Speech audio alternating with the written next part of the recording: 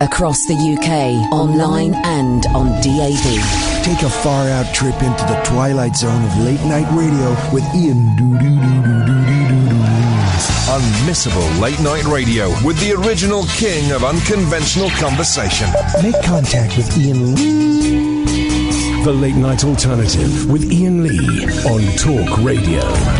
Right, okay, so lots on the agenda this evening. The listener figures are in. What are we up by? We're up 44% on the last quarter.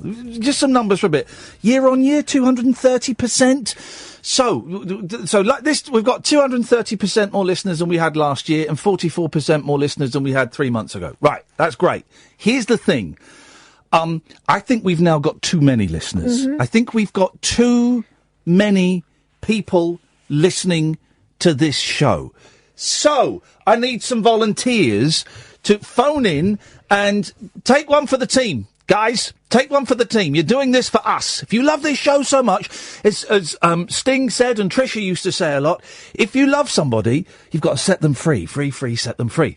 So if you love this show so much, then you need, if you could find out what that song was, and we'll play it later, then you need to let this show go. So, 0344 499 1000 is the telephone number. We're looking for people to call in and say you're going to stop listening to the show. So you phone up, you tell us you're going to stop listening to the show. We'll have a chat. We'll do a tribute to you, all of that stuff.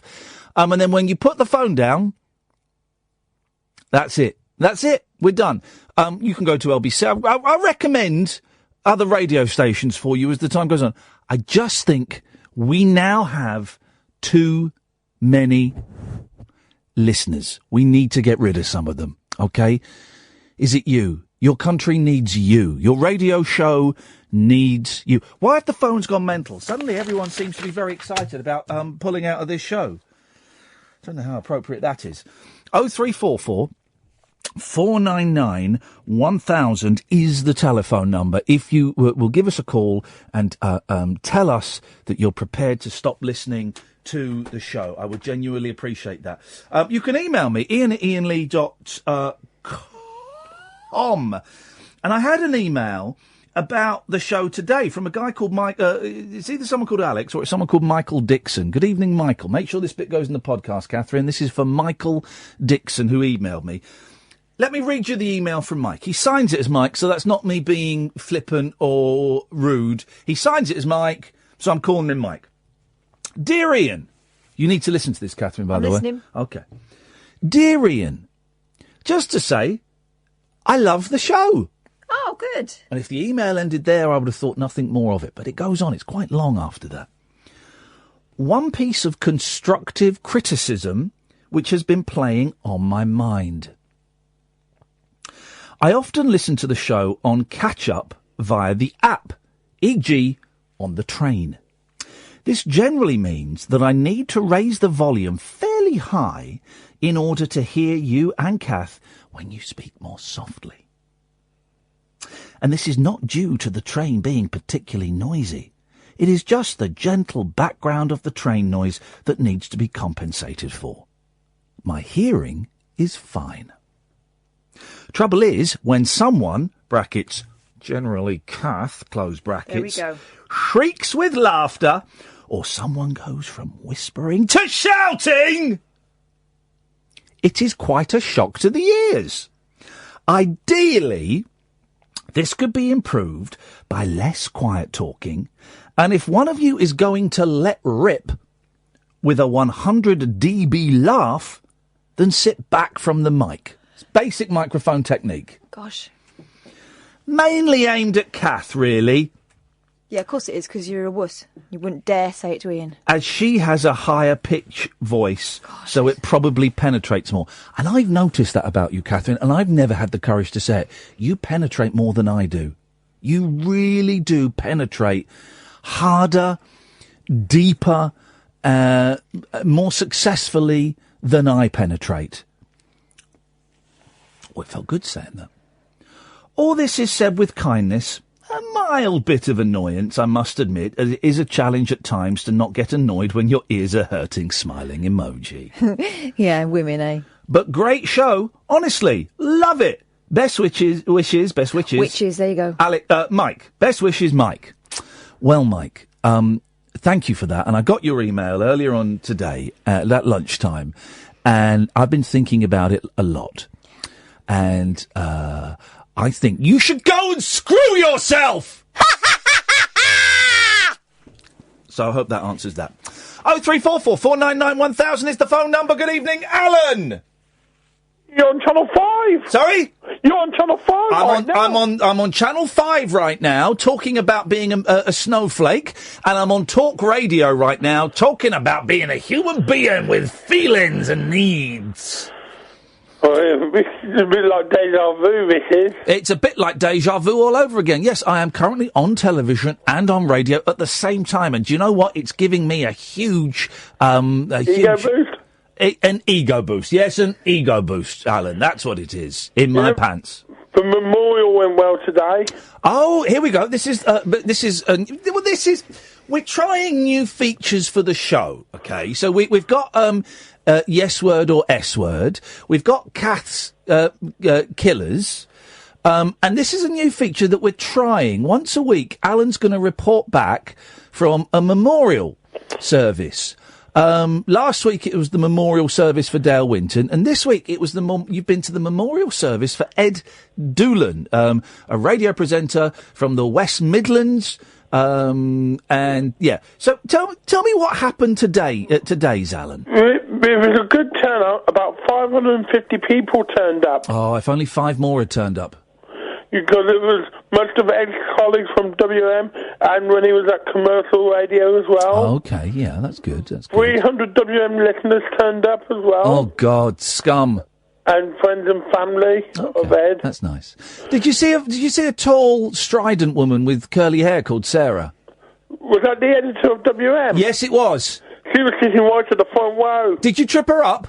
No, I couldn't. My legs weren't long enough. Did you flicker the V's behind her back? No, I was being respectful of them because I was speaking to producer Bernie. I've worked with Bernie, lovely. Did you mention her to me? Me to her? Yeah, I did, and she sends her best wishes. Well, the next memorial service, you send your best wishes. And Nick Owen done a tribute to Ed. So, say this again? Nick Owen did a tribute to Ed. Nick Owen, wowzers. What did he do? Did he do poetry? Did he do a funny voice? He was talking about Ed's career in radio and when he worked at the BBC. He worked in radio as well, did he? Wow. He started his career at Radio Birmingham. Did he really? Before he went to television. Oh, yeah. Who? Nick Owen? Yeah, I know that. Everyone knows that. Bloody hell. I mean, I was watching Nick Owen at TVAM when I was a young lad. Were you? Well, you should report that to the police. No, I was 3 years old at the time. Well, Alan, it sounds like you've had a really fun memorial. How many stars out of 5 would you give it? 4. 4. And why is it missing that 5th star, Alan? Because Les Ross was still alive. Because who? Les Ross. Les Ross is still alive. If he'd been dead, you'd have given it 5 stars. Yeah. Wow. Harsh but fair. Les Ross is a bit of a plank, isn't he?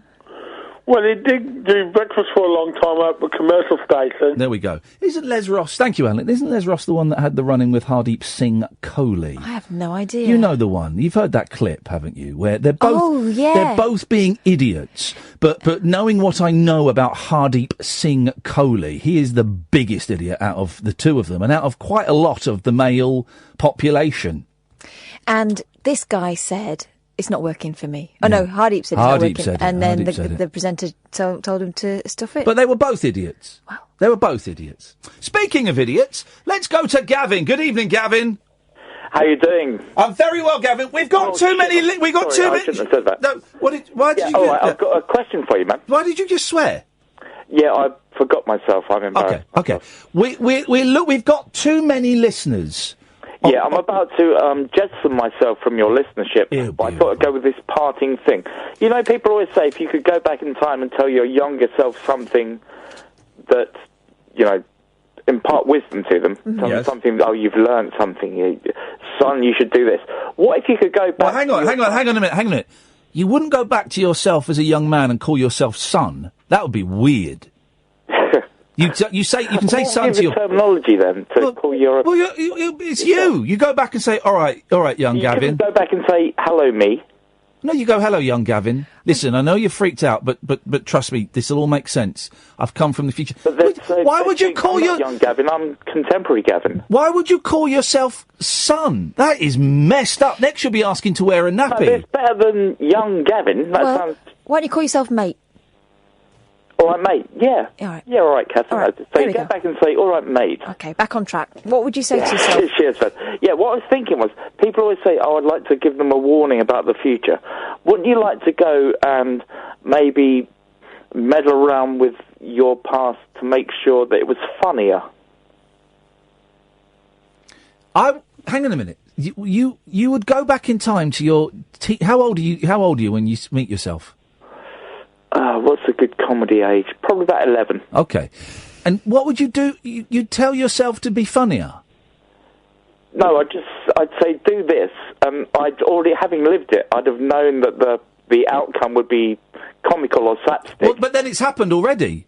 So you'll do it anyway. If you tell yourself to do it, you might not do it. Unless I'd have pointed myself in that direction by calling myself mate and saying, mate, go and do that. Well, no. So what is it? So what is it that you've done that you want to go back and tell yourself to do? Instead of not walking on that rake that prangs up in your face, I'd say, mate, yeah, make sure you walk that way, and then prang the rake. But I thought you wanted to do something funny. Well, who doesn't like a face rake? The person that gets hit in the face with a rake, i.e., you. Yeah, it'll be me, but I'm in the future telling me to do it. Yeah, well, no, you're not in the future. You've gone back in time to the past. No, I'm in the future telling me to do it. Hang on a minute. So, you're not, though. Is you now going back to past you? So you're not going into the future to tell old man you? No, I'm telling young man me. Yeah, so you've gone back in time? Yeah, telling me to do that. Are you warped by the fact that you've hit yourself in a rake, with a rake in the past? Yeah, which will remind me to make sure I went back to ensure it happened. Right, but so has it actually happened? No, I just won it, man. Look, you've what? You just won it. Mate, listen, don't. I was arguing with an 8-year-old about time travel. You ain't won nothing yet. Yesterday I was at a dinner table arguing with it. Shut up! The way of it making sense. It's like being on Dotton's show. No one listens. You don't. I was having an argument with an 8-year-old in a Chinese restaurant yesterday about time travel, so don't mess with me. The thing is, have you actually trodden on that rake? What, now or then? Ever? Yes. Right. Actually, you've actually done that? Are we talking theoretically, or have I... No, I'm asking... It's a question. Have you ever trodden on a rake and it's hit you in the face? No. Right. Well, then going back and telling yourself to do it isn't going to work. What you need to do is you need to go and set a rake trap for yourself. But I'd know where it was. Well, no, you wouldn't, because it's... not coming back from the future. No, exactly. So you're going back. Young you won't know where you've put the rake. I'd know where it was. No, you wouldn't. Jeez. Yeah, because my young me would find out where it was. No, you wouldn't, right? Old you... find out with your face. Old you goes back to young you. I don't know why you want to physically assault an 11-year-old. Old you goes back to young you and plants a rake somewhere that young you will definitely tread on it. Young you won't then suddenly get that knowledge of where that rake is, because that won't happen to him for like 30 years. He comes back and says, don't stand on that rake. What? So there's a third you? Yeah, why not? Flipping it, man. Get out of it. You're nuts. I'm glad he's an ex-listener. I'm glad. That was nuts. I've got no understanding of time travel at all. Someone else who shouldn't be listening because it's his birthday is Chris. Chris? Your mate Jenny's husband, Chris. Oh, why is he messaging you? Well, because you're busy, and actually your sister's messaging me saying, can you give Jenny's husband Chris a birthday shout-out on your show tonight? No. He's spending his birthday eating pizza and listening to you. I'm not, because he's the one that... No, I won't, right? So Jenny McAlpine from Coronation Street, lovely lady, right? She's married a loser, and I'll tell you why. Chris is the guy that bullied me into shaving my pubic hair off. Did he? He said it would be all right, didn't he? He bullied me. That guy sent me a message during the show. This has been a long trolling since December last year. He's been playing the long con. And he sent me a message, because we talked about me shaving my pubic hair. And Joe, you brought this up. My sister, you brought this up. You brought my pubic hair up. And Chris messaged me saying, yeah, do it. I've done it, and best thing I've ever done. Never look back. Right. The best thing he's ever done. The best thing. Pretty much. It's almost a word for word quote. What, from better that guy. than marrying Jenny McAlpine? Well, you know, he said it's the best thing I've ever done. I think you should do it. You'll love it. Right. You'll love it. I'm paraphrasing slightly, but that was the message. Right. And if you don't do it, I'll kill you. That was the kind of PS. So I did it. Right. I shaved my balls. Oh my god. And oh my god. Well, I did what? What? That's where my pubes are. Did you? Were just or as well as? I showed it to you the other day. I don't. Here. What? I got it out here. No, you never. I did. In the studio. Yeah. I wasn't looking at it. Was it out? Yeah, I showed it to you the other day. I can get the camera footage because I'm definitely in line for we go. No, I'm just thinking. Pay out. Good girl. Yeah, pay Riley. Out. Hashtag Ian's balls. Riley. You don't need the camera footage. I'll WhatsApp it you. No. Well. So and around the sort of the trunk. The trunk of your body. No, the tree trunk of my penis. Oh God. Oh, God. Don't worry, guys. We're doing a really good job of getting ex-listeners. But it just around the bottom. No, I didn't do the back. I wasn't risking that with a while. Is that the same thing you do your sideys with? Yeah. And your eyebrows in between. No, I just do that with a razor. I just do a little like that when I'm having a shave. Anyway, so basically, Chris, I'm basically, happy birthday. Stop trolling me with pubes talk. Buy a PlayStation 4, Chris, and then we can meet up online and I can show you what it's like to be alive.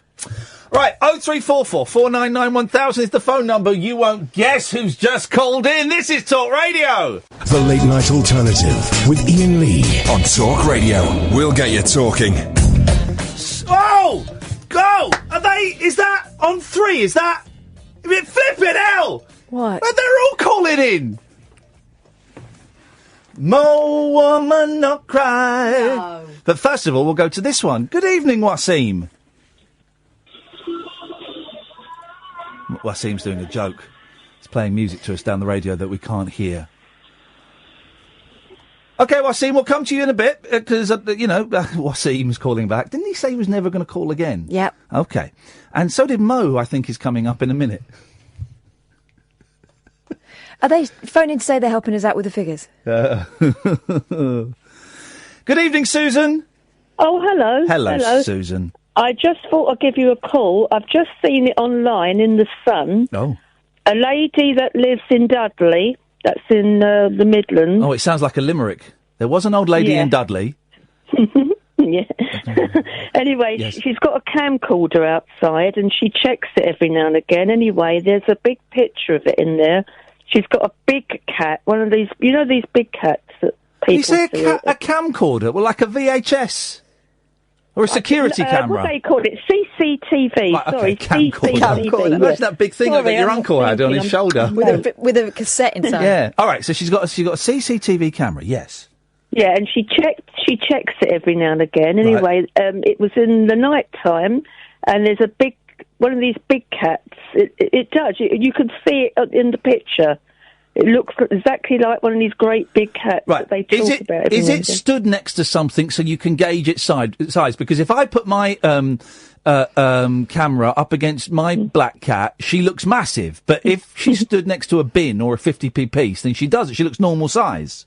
No, well, this looks... I mean, you can see it yourself. If you go online, you'll see it. It's massive, this thing. Right, so hang on a minute. And the zoo, that's about 4 miles away, said it does look like a big cat, but it's none of theirs. Big cat. They haven't lost any animals. Woman claims she's caught big cat prowling the streets of Birmingham. Yeah, that's it. Here we go. Right, let me... glum face.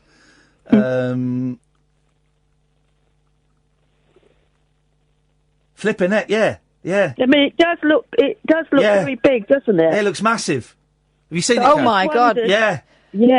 Flip it. Or is it a dog? Well, see, a lot of people have been saying that, but I wouldn't have thought she was... There's two pictures here. There's one where it's walking past the house. It looks like a cat. There's one where it's coming up to the drive where it looks like a dog. So, it does look very big, though, doesn't it? Well, it's definitely a big animal. Whose dog would be out like that time of night? Well, do you remember? She comes back early hours in the morning. She said she's very worried because she's got a little dog herself indoors, a very small one, but she has to come home early hours in But the morning. you're Susan, you're a similar age to me. You remember in the 70s and 80s when dogs used to take themselves for a walk, didn't they? Do you remember that? I remember the dog. I remember the dog. I do remember in the morning, the owners would let them out and they'd walk around the estate, and then about 4 o'clock, 5 o'clock, they'd just wander home for their tea. I know. Well, we was always playing out as children. We played out. I used to have breakfast and I used to play out. I was always playing out. You can't now. You can't now. It's too. I know. I'm watching the video. That's a dog. Also, has she only seen it once? I haven't read all the. Okay. Because it might just have escaped once. The dog. No one's come forward, as far as I know. Well, you wouldn't, would you? You wouldn't. I love stuff like. I think it's a dog, unfortunately. Well, no, fortunately, because I don't want anyone to get mauled by a puma. You know, there's reason to believe that there might be big cats reproducing in the wild, recreating themselves in the wild. Could be happening, Susan. I mean, she might give. I don't know if she's given an interview on the local television or anything. Track her down, Catherine. Let's get this woman. I'm sorry. Did I ask you to do? Did I ask if you could do a little bit of production? Yeah, you did. By maybe booking a guest. Yeah, but doing it now, I'm a bit busy, mate. I'm doing a show. But you're not. You're the producer. Sorry, Mike. Sorry, Mike, for shouting. Up yours, Mike. I'm doing the show, and I'm trying to lift the show from the morosity that you're inspiring. I have to work twice as hard when you're in the studio with me. Trouble is, right? Yeah. When I'm busy, you say stupid things. Okay. Dawn Page. Okay, Sarah, Susan, we're going to get her. See? Can't even say her name right. We're going to get her on the show, Susan. It would be good hearing from her, actually. It would, thank you, Susan. Her account, because I Hearing her wouldn't have account. thought someone would go out their way to make out. I mean... No. That would never happen. The camera never lies, does it? Well, the camera never lies anymore because there's nothing worth lying for, to quote the Bucks Fizz. Susan, thank you very much indeed. 03444991000. Wasim's put the phone down. Of course he has. Because it's all about you. It's all about you, baby. What are you saying? It's all about him. When do you reckon we'll start getting passive-aggressive emails that say he's not passive-aggressive? His thumbs will be a blur right now. Good evening, Mo. Hey. Hey, Mo. How are you? What can we do for you tonight, Mo? Well, can I just say that I'm an ex-listener, and this will definitely be my last call. Yeah. Why do you not believe me? I wonder why. Shall I tell you why I don't believe you, Mo? Don't listen. Don't interrupt me. What? Don't interrupt me. Don't lick it off you? Shall I tell you why I don't believe you, Mo? Don't interrupt me. Shall I tell you why I don't believe you, Mo? Don't interrupt me. Shall I tell you why I don't believe you, Mo? Why? Because after the previous call, you said you'd never call again. So no, but I thought we didn't get off at the right point last time, and this time will definitely be my. Shut up for a minute. Come back to a minute. Wasim's emailed. That's no way to talk to a man of God, now is it, Ian? He. Pot calling the kettle again, is it, buddy? No, Wasim, you're a little prick. Who's the man of God in this scenario? Wasim apparently is. He's not. He's a pain in the arse. He's a malicious, nasty, passive-aggressive little prick. Mo! Yeah, but why do you interrupt me? Listen, man. Because I can, because it's my show, because you're rude, because I don't like you, because you come on and think you own the show, because you're a nasty piece of work on Twitter. Those are some of the reasons, Mo. Hey, Mo, can I speak to your dad? You are homophobic, you are... Mo, can I speak to your dad? No, I'm not passive-aggressive, I'm aggressive. Can I speak to your dad? No, he doesn't want to talk to you. Okay, well, I'm not going to talk to you until I've spoken to your dad. No, well, don't talk to me. I don't. No, Mo. They can't hear you because I've clicked you off. I've got the power to do that. Mo, I don't want to talk to you until I've spoken to your dad. I need to speak dad to dad. I'm not your puppet. Okay, fine. Well, then go away. Let's go to the trailer. Late night conversation worth losing sleep over. The Late Night Alternative with Iain Lee on Talk Radio. We have ways of making you talk. Do you know what? I looked at the clock and it's only 10:30. Right. And it feels like I've done 3 shows in that last 30 minutes. That was a roller coaster. Dan and Paul, stay there, I'll come to you in a minute. Speaking of big cats, we went to... because we got really good listening figures, thank you, but we do need to lose a few listeners. If you want to phone in and volunteer to not listen anymore, 03444 99 1000. But we got the news this morning, and I said to Kath, let's get on our bikes, our motorbikes, let's meet halfway, and we're going to have a lunch to celebrate, and, we'll pat ourselves on the back. So we went to Tring, named after the telephone noise, and went to a very nice cafe, and had a nice little lunch, and we said, well, let's go and I've never been to Tring, let's go and have a little wander around. And you said, oh, there's the Flea Museum. I said, what? You said there's the Flea Museum, where they have fleas that are dressed up. Follow Kath on Twitter, because she's going to tweet this picture in a minute.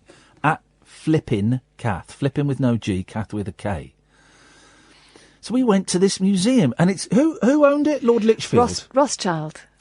Rothschild. Yes. And who was an eccentric millionaire from the beginning of the early 19th century, early 20th century. Yeah, there's a video of him. He used to collect all these exotic animals. So basically, it's these rooms filled with stuffed animals, and I think a lot of plastic animals. Well, some that were just plastic faces stuck on animal bodies. Yeah. Like the dodo, and that was a plastic face, wasn't it? Some very, very, very bad taxidermy. I think it's terrible. I'd never seen a dildo before, a dodo before. And I think it's terrible that man extincted them. Yes. Mankind extincted them. Mm. So we're seeing all these things, and it's kind of cool and stuff. But then there was a display where there was a magnifying glass there. Not magnifying, like what do they call it? A portoscope. The thing with the... What do they call it when you look at slides? Microscope. And you looked through the microscope, and there were 2 fleas dressed up as a husband and wife. Mexican. And then you looked out, and then they were tiny. Kath is going to tweet the picture now. It was... I'll tweet the picture of me riding a tortoise as well. I got to ride... You can ride on a tortoise. It was £2 and it walked you to the other end of the garden and back. It was great. I mean, they're big ones. It wasn't like strapping tiny one on each foot like roller skates. Don't do that. Oh, do it if you've got a kid that can stand up on their own but isn't too heavy. I would say like 4 years old is the perfect thing, because it's not too fast for them. It's cheap thrills at home. But it was the weirdest. It was the weirdest place. I don't quite know. I think there was someone famous there as well, because people kept tapping their partners and walking past me and tapping their partners, and then their partners would turn around and stare, I guess just behind me or something. I don't know. But it was a very, very strange place. What's that book? Alton Towers' Crap? Have you seen that book? No. Oh, it's a great book. It's a few years old now, and it celebrates... this is it. Put your fingers in your ears, kids. It's called Bollocks to Alton Towers. That's what it's called. It is a brilliant book. And it's these guys, and they go to all of the crap museums that are all around, the lawnmower museum, the pencil museum. I like the pencil museum. Yeah, they go to all of them and celebrate that. And their whole point is, you go to Alton Towers, it'll cost you a couple of £100 as a family for the day. But you can go to all of these places. Most of them are free. Oh, it's a great book. 0344 499 1000. Good evening, Paul. Ian, hope you're having a good day, mate. And Kath, hope you're having a good day. I got a quick fact for you about Puma. A quick fact about a puma. Let's do it. Here we go. Puma facts. Puma facts. Puma facts. Puma facts. Puma facts. Puma facts. Puma facts. Puma facts. Puma facts. But imagine if someone misheard that and they thought that all my facts came out as part of my feces. Oh, my God. Imagine. This is a very, very brown show tonight, guys. We'll change that. OK, Paul, Puma facts. Okay, so Puma, the sporting company, was founded by a guy called Rudolph Dassler, or Rudy Dassler. Rudy Dassler! Rudy Dassler, whose brother was called Adolf, and Adolf was shortened to Addy, and he was Addy Dassler, and he set up Adidas. Shut up, mate. It's true. I know it. Adidas. Adidas and Puma brothers. And where did Puma come from? His brother. What was his brother called? Rudy Dassler. Okay, so that's... You just like Puma. So the Puma thing is nothing? Speed of the Puma. Yeah. I'm not sure if it's a Puma fact or like an Adidas fact, really. Fun, though. It is a lot of fun, Paul. Here's a fact for you. I don't know if you know this. You know the What's Up, Charlie cartoons? Charlie says. Do you know who does the voice of the cat, Charlie? Could there have been, I don't know, somebody on the Kenny Everett show? It was Kenny Everett. There's Kenny Everett. Oh, Yeah, Kenny Everett. Kenny Everett. Did you know that, Catherine? Yeah, I knew that. Okay, did you? You should have said it on air first. Idiot. Thank you for that, Paul. No problem. Paul, are you going to... Paul, sorry, we've got too many listeners now. Our figures are up. Are you going to carry on being a listener, or do you love this show so much that you're going to stop listening to it for us? Well, that's the thing. I've only been listening for about 6 weeks. So well, then you would... I don't know whether you wouldn't... seasoned enough yet to retire. Well, you would miss it less than some of the other listeners. That's true. But do I love her as much? That's true. Only you can answer that question, Paul. Tell you what, you carry on listening and you see how well you sleep tonight, all right? Will do. Love to you both. Thank you, mate. Ta-ta. Do you know what I was thinking? And he reminded me for some reason. Here's a song you don't hear anymore. When I was growing up, you would hear this song all the time, right? Don't hear it anymore. It goes like this. Nice one, Cyril. Nice one, son. Nice one, Cyril. Let's have another one. Hey! Used to hear that all the time, right? And it just... In what context? If someone made a cup of tea. Oh, a celebratory. Yeah, celebrate. So someone brought in a cup of tea. Go, oh, nice one, Cyril. Nice one, son. Nice one, Cyril. Let's have another one. If someone made like an egg banjo. It was just sung at football games. It was just sung all the time. 70s and 80s. And then I guess around the kind of birth of Britpop, maybe it stopped. I'm surprised that Blur or Oasis didn't do it as one of their B-sides. No one sings it. So can we, dear listener, try and get the Nice One Cyril song? I don't know if we can get it into the charts. I wonder if Chaz and Dave have recorded... hang on a minute. Nice One Cyril. Let's have a little look. See, Tottenham Hotspur had a hit with it. Of course they did. Here we go. This could be good. This could be the definitive.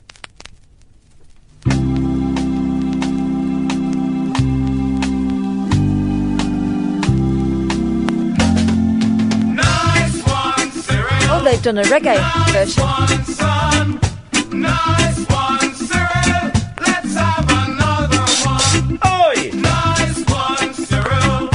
Nice one, son. Take it down now. Nice one, Cyril. Let's have another one. We've had one already. Now we want some more. Whoa! There's verses? Sorry, Mike. There's verses? We've had one already, and now we want some more. So come along, Cyril. Let's have another one. More. Oh. Yes, we want some more. So come along, Cyril. Let's have another one.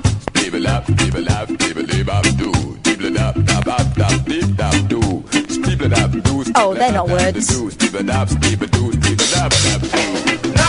That's like the songs I make up. I know. But not quite as good.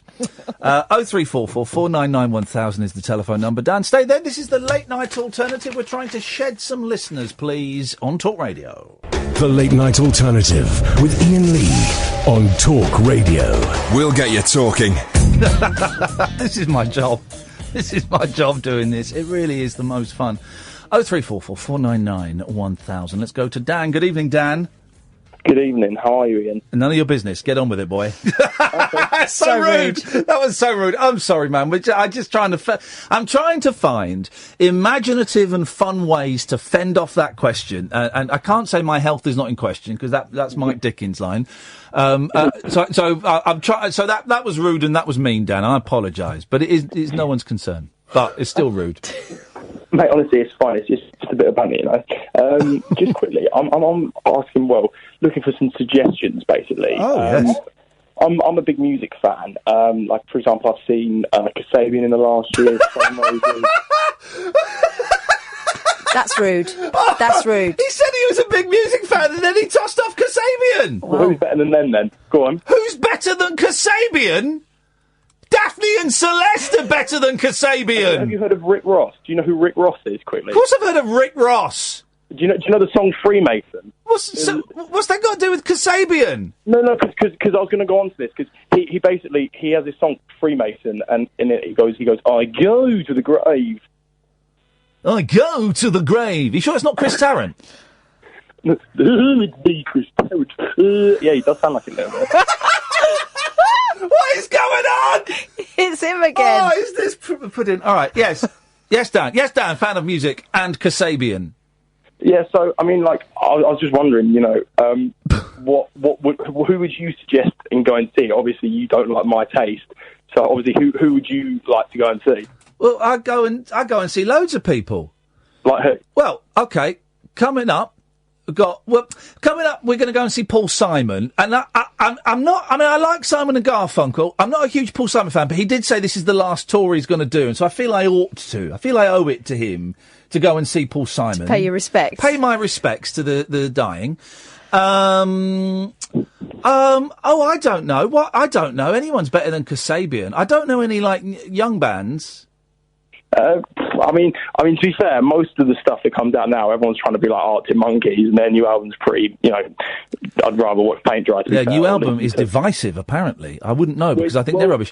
Why don't you go... Here's what you do, Dan. Go online, order yourself Fossil Fuel, the best of XTC, and listen to some real British music. What about Dire Straits? Right. Thanks for calling, Dan. Bye. He's a troll, yeah?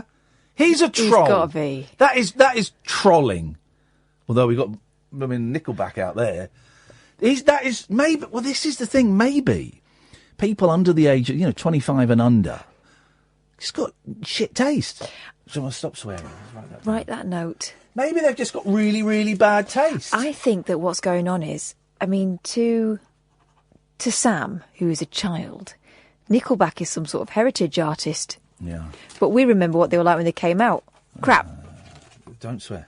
I've not written a post-it. I can do what I want. Put a post-it on your computer. Put a post-it over your mouth, ideally. Whoa. Let's go to John in Brizzle. Hey, John. Evening, Ian. Evening, Kath. I've been looking at venues in Brizzle tonight. Have you? Did you have a look at Colston Hall? Isn't that the one that's like 2,000 seats? Oh, God, yeah, I did think that when I tweeted it. Oh, it was you that tweeted! I said, he says, come and do the rabbit hole at Bristol. I said, give us a venue. And he tweets one that's got 2,000 seats. we will hopefully fill a 100-seater, but that's it. Oh, come on, you'll fill out 2,000 seats in days. No, we won't. Me and Kath have done gigs where we've had 12 people turn up. And 2 of them were by accident. Yeah. So I think I've emailed a venue called, is it The Wardrobe? I've never heard of it. I only know Colston Hall. I don't know the little venues, but Bristol's an amazing place to... Bristol's great. Love it. You've got to make sure that it's not actually someone's personal wardrobe, because there are some dodgy people in Bristol. Do you know what? I'd probably do it. We were going to do a show in someone's house and sell tickets for that. We're going to do living rooms, weren't we? Well, we're going to do living rooms, yeah. Yeah, man. Oh, well. Do it in mine. Could we sell tickets? Get back to me. Oh, there we go. There's a fight. I'd have to clean up. There's an invitation, and then it rescinded immediately. Exactly. Anyway, I don't William. give a monkey's how you are. Oh, good. Perfect. Great. Thank you. Good. There we go at last. When I used to listen to you back on LBC, you used to say you used to avoid that question by, you don't care. Oh, is that what? You don't care. But no, but then what people started doing now, because they know I'm Nutty McNutnuts, is they go, oh no, but I do care. I do care, Ian. I do care. Yeah, but then that worries you, doesn't it? Because then you think, oh God, now I've got a nut job on the phone. Everyone's a nut job. You're a nut job. Yeah, I am a nut job. You're a nut. Everyone is nuts. Do you know the biggest nut jobs are the ones that admit they're nut jobs? Yeah, there we go. Hey, listen, I burnt my popcorn tonight. What's going on with that? What, in the pan or in the microwave? In the bloody microwave. How'd you burn popcorn we've in the heard. microwave? Do you know what? You're not the first call we've had about this. You're actually the second call. What, tonight? In the last 6 months. About popcorn. Apparently this popcorn, microwave popcorn, you've got to keep your eye on it. If you do it too long, the whole thing can explode. Everyone knows this. You have to listen for the pops. When they start to slow down, that's when you've got to whip it out. Yeah, but then you do that, and then you've always got those one or two that are in the bottom. Oh, I like those. I do. Oh, I'll have a crunch love on them. those, yeah. But I haven't got a single one that's unpopped, and I've got every single one that tastes like charcoal. Well, here's the thing. Several things. First of all, popcorn. Were you going to watch a movie? No, I'm right. not. Well, then you deserve this. You deserve this, mate. Because popcorns are for movies. That's it. I'll give you a bowl. You could maybe have them on November the 5th. But they're not a snack. Secondly, right, what is wrong with you entitled millennials where you microwave popcorn? You do it in a big saucepan. You put a little drizzle of oil, you put your kernels in, you put the lid on, that's it! What's this microwave nonsense? I'm very flattered that you put me in the category of millennials, but unfortunately I was born in 1980, so... No, you're a millennial by default. No, what's that when it's at home? It just means you act like one. Yeah, probably. I don't want to admit that I'm growing up. No, none of us do, man. None of us do. I'm a millennial Back to the Future. Does that work? Or no, it doesn't really, but I'm going to... What?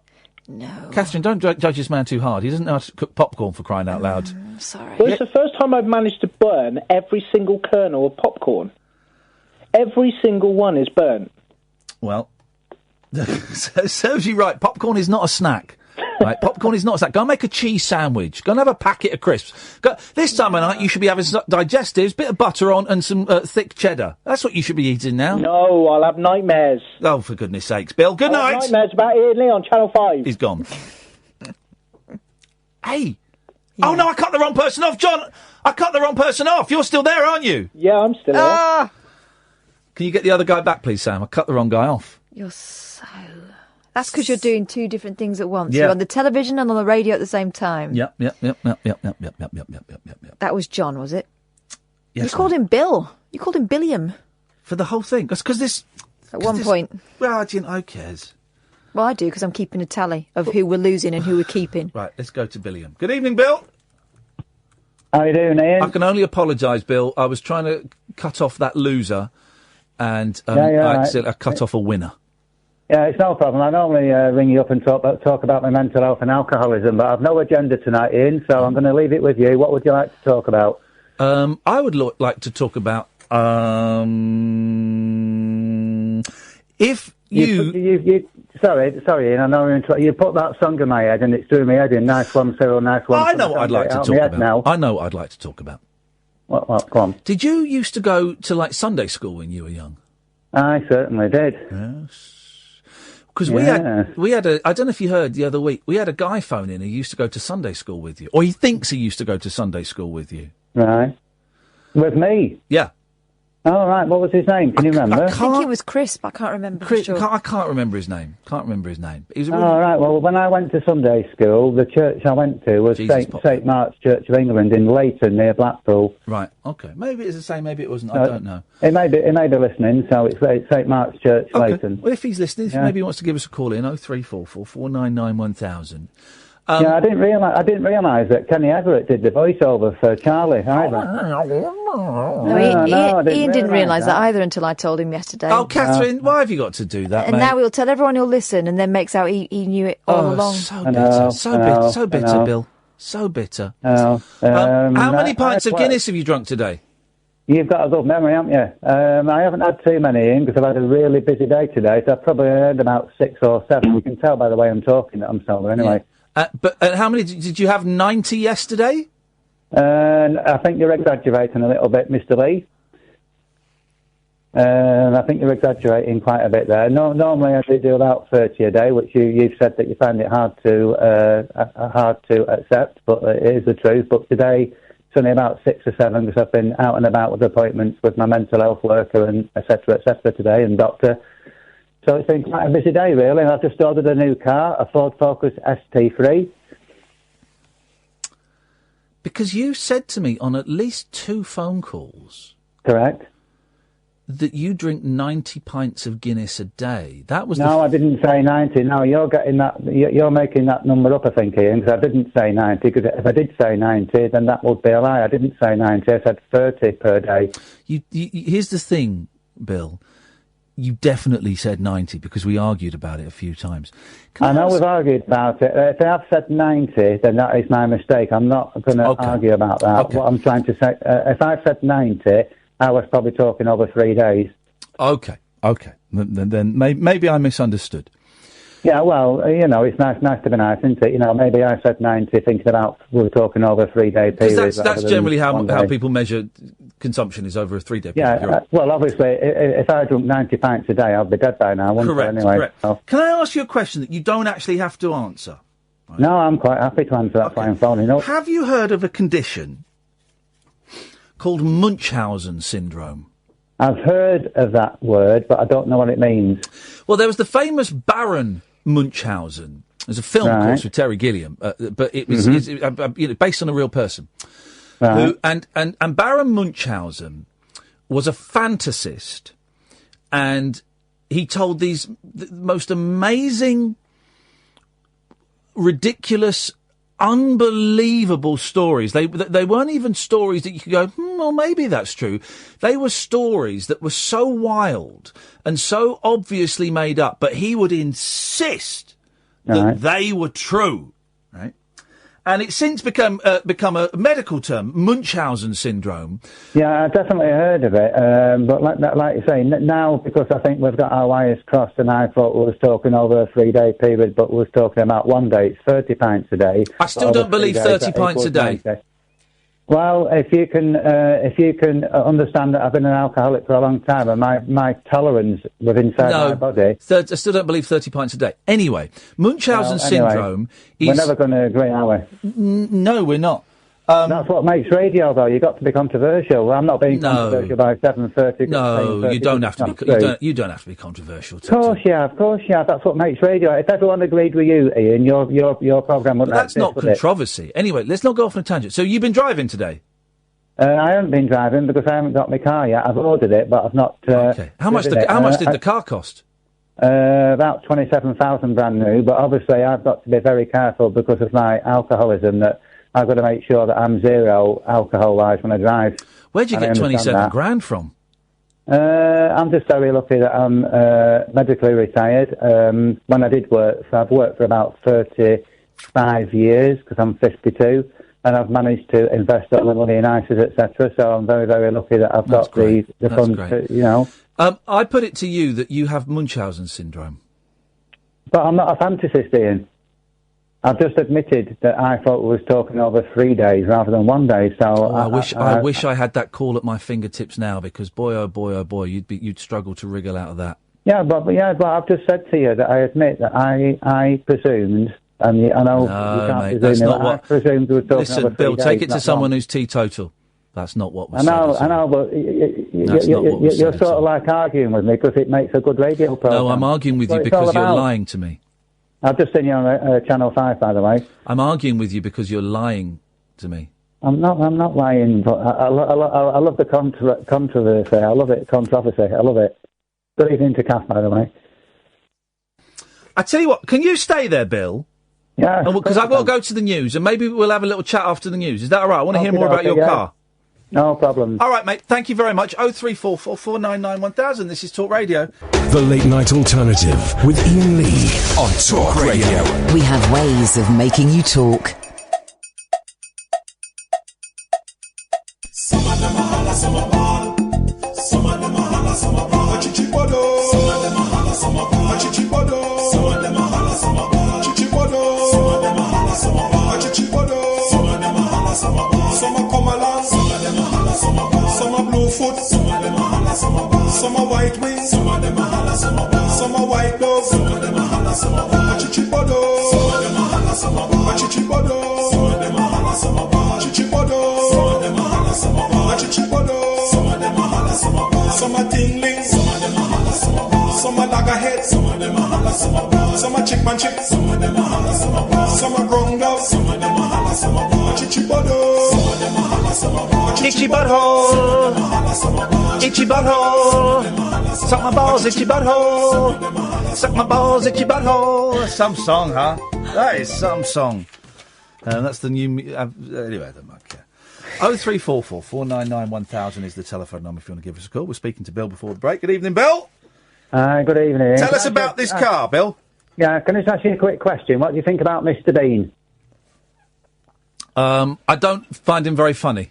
But my kids enjoyed the film where he went to France. Yeah, I think that's been on quite a few times. It's very funny though. I like actors that don't speak and they can articulate what they want to say through mannerisms. Well, and stuff. I used to like there's that Eric Sykes film, The Plank. Do you remember that? Yeah, I do. Yeah. That's a good film. It's all that. Oh, yeah. That frustrates you, does it? Oh, it drives me nuts. I know. Yeah, too much of it does. Anyway, going back to the car, it's a Ford Focus ST3. It's got 250 brake horsepower, but I'm getting the monsoon pack put on it, so it's 300 brake horsepower. A monsoon pack? Yeah, and that gives you an extra 50 brake horsepower. It's massive. It's a beautiful car. I bet it is. What colour are you getting? It's going to be very, very, very, very dark blue. Ooh, almost black. Almost black. Yeah, it's got tinted windies. Yeah, well, it's got the privacy glass, which is tinted windows. It's got the the heated seats. It's got the digital radio. It's got the integrated sat nav. It's got everything on it, and it's fully packed. Just thinking out loud. If we go back to the conversation we had before the news, if I were to play you a clip of you saying that you drank You can't let this one go. You can't let it go, can you? If I were to play a clip of you saying that you drank, saying very clearly that you drank 90 pints of Guinness a day... Right, go ahead then. How would that make you feel as a person? I'd like to hear it first. All right, well, Sam has managed to find it. Despite being a Nickelback fan, he's got very quick fingers. Thank you, Sam. Let's have a listen to this. This is a call from the other day. That's not any concern. That's not my concern. That's your concern, man. You can do it. Yeah, if you could understand, Ian, somebody that drinks so prolifically, like myself, you get a massive tolerance to alcohol. Yeah, it's physically... so you drink more and more and more. And I don't want to make this the thrust of the conversation, but it is physically impossible to drink the amount of liquid in a day that you have described. No, it's not. It is physically impossible to drink 90 pints of Guinness in a day. No. I have to respectfully say that what you're saying is incorrect. Okay. Here's the thing, right? It makes no difference to me whether the 90 pints is true or false. It makes no difference to me whatsoever, okay? So, I personally don't believe it, but that's my problem and not yours. And I just wonder, it's just got me wondering if it's not true. Why? Right, okay. So when I say 90 pints, I'm talking in total. I'm talking the total amount of alcohol consumption. So I'm talking pints and shorts. So in total, it equals 90 pints. I'm talking about pints and shorts, top shelf job. A day? So do you want the units? Do you want the conversion? No, it would be meaningless to me, so no. Hey, listen, I don't want to call you out for it. If that's what you want to say, then if that's your truth, then that's your truth, man. But you still don't believe me. No, I don't believe you. The words you're using means you don't believe me. But Bill, I don't believe you, and you're not going to convince me otherwise unless I sat there and watched you do it, which is something I don't really... Okay. So there's that, Bill. Yeah, I heard that, and it was my mistake that I misunderstood what you were saying. You was talking per day, and I was thinking you were talking over a 3-day period, so it's just a genuine... how can I put it? I misheard you incorrectly. So yes, what you say is true. Over two phone calls, you misheard. You over 2 phone calls. Phone calls. Bill, Bill, I worry about you, brother. I worry about you because I starting to get a picture of what may or may not be going on. You may be a delicious eccentric winding me up, and that's wonderful if it is because it's working. But I worry about you. Well, we've got to make a radio program between us and the other. No, we don't. No. Me and Kath have to make a radio program between us. No one else has to. Me and Kath have to. But you wouldn't have a radio program without your callers, would you? Yes, I would. Or your listeners. Yes, I would. With that, well, you yes, would do because you can talk. You know, you can talk without any callers, can't you? I appreciate that. So, are you saying then that you phone up and lie to me just to create controversy? No. I do like controversy, but I don't tell lies. But I do like to have a bit of controversy within the programme, but no lies. Okay, man. I like to try and pick your brains. Let's put it that way. Let me play some more cards in this game of blind man's bluff. I don't believe you drink 30 pints of Guinness a day. I don't believe you bought a £27,000 car. And I worry about you. I worry about you. I love the controversy. I love Please it be because careful with that. you've asked me about my financial situation. I've explained it to you quite concisely. Yeah. And I don't believe you.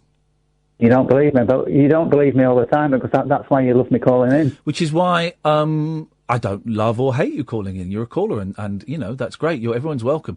I wonder if the suggestion that you have Munchausen syndrome, where you know to you they are real, but you know factually they are not. I wonder if that is a diagnosis that you might have had at some point. No, I've never had the diagnosis because I'm not a fantasist. I do state the truth. I might make mistakes, and nobody's perfect. May I ask? No, I'm not going to ask that. That's too personal. I'm not going to ask that. No, it's too personal. It's too personal. Ian, you're not the type of person that backs off from anything, so ask the question. No, I think it's impersonal, and I think it's a rude question. No, you wouldn't have said you was going to ask a question and then back off from it. That is not who you are, so ask the question. All right, I'm going to ask the question, but if after hearing it, you think it's too rude and too impersonal, you, as with all the questions, you're well within your rights to say, actually, on second thoughts, I don't want to hear that. You're going round the corners. Just ask the question. All right, I'm going to come. I've turned around the corner. I'm going straight down the gully now. Right. You mentioned you see someone for your mental health. What is your mental health diagnosis? Multi-personality disorder, PTSD, OCD, depression, anxiety, irritability. I could go on. I'm on quite a lot of medication like a piprazole, which is an atypical antipsychotic. Okay. Bill, it's always a pleasure to talk to you, mate. Thank you for your time. And a pleasure. I love talking to you. Thanks, Ian. You give us a call any time you want, fella. Okay, take care. Ta-ta, bye-bye. I find that really sad. That there is, there's a soul there that's in trouble. Oh, I heard the saddest story today. Oh, the saddest story. Oh, God. I'm going to get some of the dates wrong, but about 8 months ago, 2 little boys were knocked down by a hit-and-run driver. I think they were 6 and 2, killed. And the guy got caught and was sentenced to 9 years. And very recently, I only heard this a couple of times, I think, very recently, I think today, actually, the dad of the 2 little boys was found dead. He'd gone away, and it's looking very much like he'd taken his own life because he couldn't handle the burden that had been placed on him. Oh dear, such a sad story. And I get why he did that. You know, kids are everything, man. Kids are everything, and to lose them in through stupidity and arrogance and a criminal act, it's just, and that poor guy struggled on for 8 months in just the most unimaginable pain, and that was the only option that was left to him as he saw it. Oh, it's the saddest story. And on a night when I've been on telly talking about mental health, I got paid for it as well. You know, not masses, but I got paid for it. I wasn't doing it out of the goodness of my heart completely. and Mental Health Awareness Week and all of this stuff that when you hear a story like that, all of this just seems meaningless. All of this just seems pointless. Of course, there is a point to it. There's a point to all these hashtags and all of that, and it gets people talking and stuff. But that poor bloke. In fact, someone just tweeted me. I wonder if the gentleman's name is there. No, the gentleman's name isn't there. We'll find it. We'll find the name of the dad and we'll find the name of the boys because I think it's important, and we'll get the ages of the boys because I think it's important to do that. Have you got it? Yeah. Go on. The boys were called Corey and Casper Platt May. Oh, beautiful names, Casper. And how were they? 6 and 2? They were. Let me see. 6 and 2. They died in February, and they were hit by babies. A career criminal high on cocaine and driving without a licence. Jeez, so it was February, so it was only 3 months. Yeah. And it was a guy off his nut. Yeah. He got 9 years. I'm looking here. They're babies. Yeah, he was last seen. The dad was last seen in public at Brown's sentence with the guy who killed them. Sentencing on 27th of April. And the dad went abroad. Didn't he? What was the dad's name? Corfu. His name was Reese. Yeah, like Robert Brown, jail for 9 years. So he'll be out in 4. That family's destroyed. It's terrible. The rest of the family, their lives are destroyed, devastated 3 times. 3 times. 3 huge losses. Oh, I'm welling up. That poor dad. Because we got kids. Kath got kids a little bit older than that, but around that age. And I get it. I totally get why that dad. I'm welling up here. I totally get why Reese felt he couldn't carry on. Totally get it. Oh dear. All because some idiot was coked off his nut and driving like a lunatic. Well done. Destroyed a family. Ay. We'll have a clunky gear change, guys. Don't worry. 03444991000. This is Talk Radio. The Late Night Alternative with Iain Lee. On air and off the leash. On Talk Radio. 03444991000 is the telephone number. We got one more call lined up. Then the switchboard is free after that, guys, so you can call in. It costs you pennies. Generally, it's free. Part of most packages, pennies at most, because you'll speak to Sam. Take you 45 seconds. He'll take your name and number, and we'll call you straight back. After midnight, we have got a yes word or S word from Noel Taylor. Called The Skipping Girl. Haven't heard it? I never want to hear them before. I hear it with Virgin Ears, the yes word or S word. I can't believe we've actually come up with a feature years after starting this industry. Good evening, Gerry. Hello. Hello, Gerry. I'm doing 100% today. You're not feeling 100%. What percentage are you feeling? 75. That's not bad. I've got a problem. What's your problem? Social worker. Uh-oh, being a knob again. Yeah. Go on, why? Got the bailiffs coming around. To the flat? To the care home. To the care home? Yeah. What for? Yeah. Outstanding money on previous property. Right, okay, how much do you owe? 600 quid apparently, but I don't pay my... I'm controlling my own finances. The council want to call me. So who's in charge of your finances? The social worker? Staffordshire County Council. Right. And they're supposed to pay all my bills. But hang on, didn't you say that you'd stop paying the rent on your previous place? Yeah, because I don't live there anymore. Okay. But is your stuff still there? No, it's moved out. That's another story. Right. Well, let's focus on one story at a time. So, when was your stuff moved out? I'm not exactly sure. But it's not the property. It's the property before that one. Oh, flipping it. Well, hang on. Well, how come money is owed on it? I don't know. They just called for the 600 quid on that one. Well, hang on. They don't just suddenly. I know this because I watch Can't Pay, we'll take it away. They don't just suddenly say, right, we're coming round, we're sending the bailiffs round for 600 quid. There must have been some communication before that. That's what they're saying, but they haven't communicated with me. Well, who have they communicated with? I don't know. Tried to get to the truth. Tried to find out, but never get back to me. Well, have they been... Well, so there's sent letters. Apparently they sent letters. To where? and phone calls. That's what I don't know. That's what I'm trying to find out. Right. So would they have sent letters to the property, to where you are now, or to your social worker? I don't exactly know. Because I'd be very surprised if they'd have written to the social worker. But they said they couldn't get in touch with me, but you know where I am. The new property the property moved into is their property. So I still... Yeah, so it was a council property, right? Yeah. But I don't think that the bailiffs would have written to the social worker. And the bailiffs have written to me. Yeah, I would have thought they would have written them to you. The care room. But only if they knew you were in the care home. As you know, I'm in the care room because the council passed the bill over to them. I'm a little bit confused, if I'm honest, The council said there's rent outstanding on not the previous property, the property before that. Right. So the bailiffs are asking me for that. Right. I know nothing about it. The social worker said he'd go to letter to them, saying it's still being sorted, but it hasn't. So I got another letter today saying... So hang on, so the letter says the bailiffs are coming round? Does it? So it's still debt outstanding. Right, so it doesn't say the bailiffs are coming round? No, but they certainly...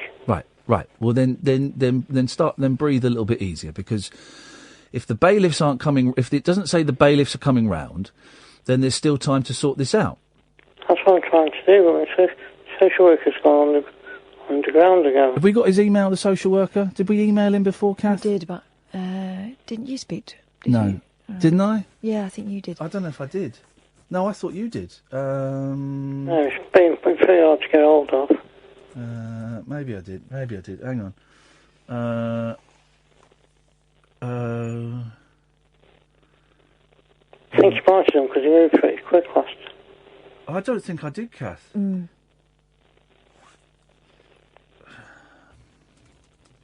on, we're just going through emails. Hang on. Let me see what I've got.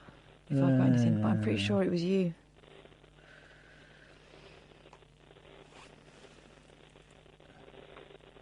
There we go. I got him. Right.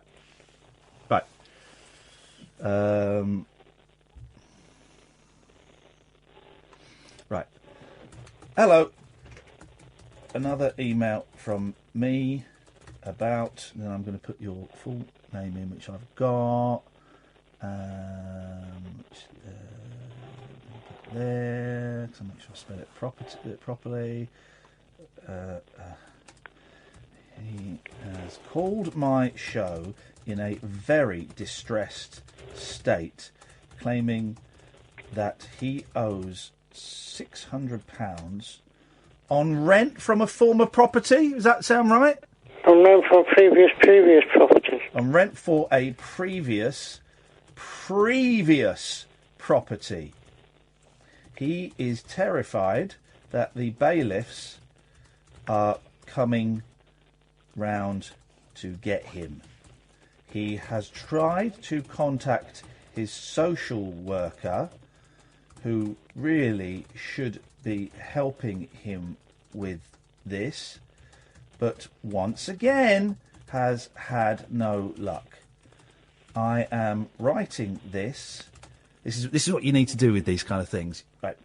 I am writing this live on my talk radio late night show, as I have on the phone right now in a very agitated state.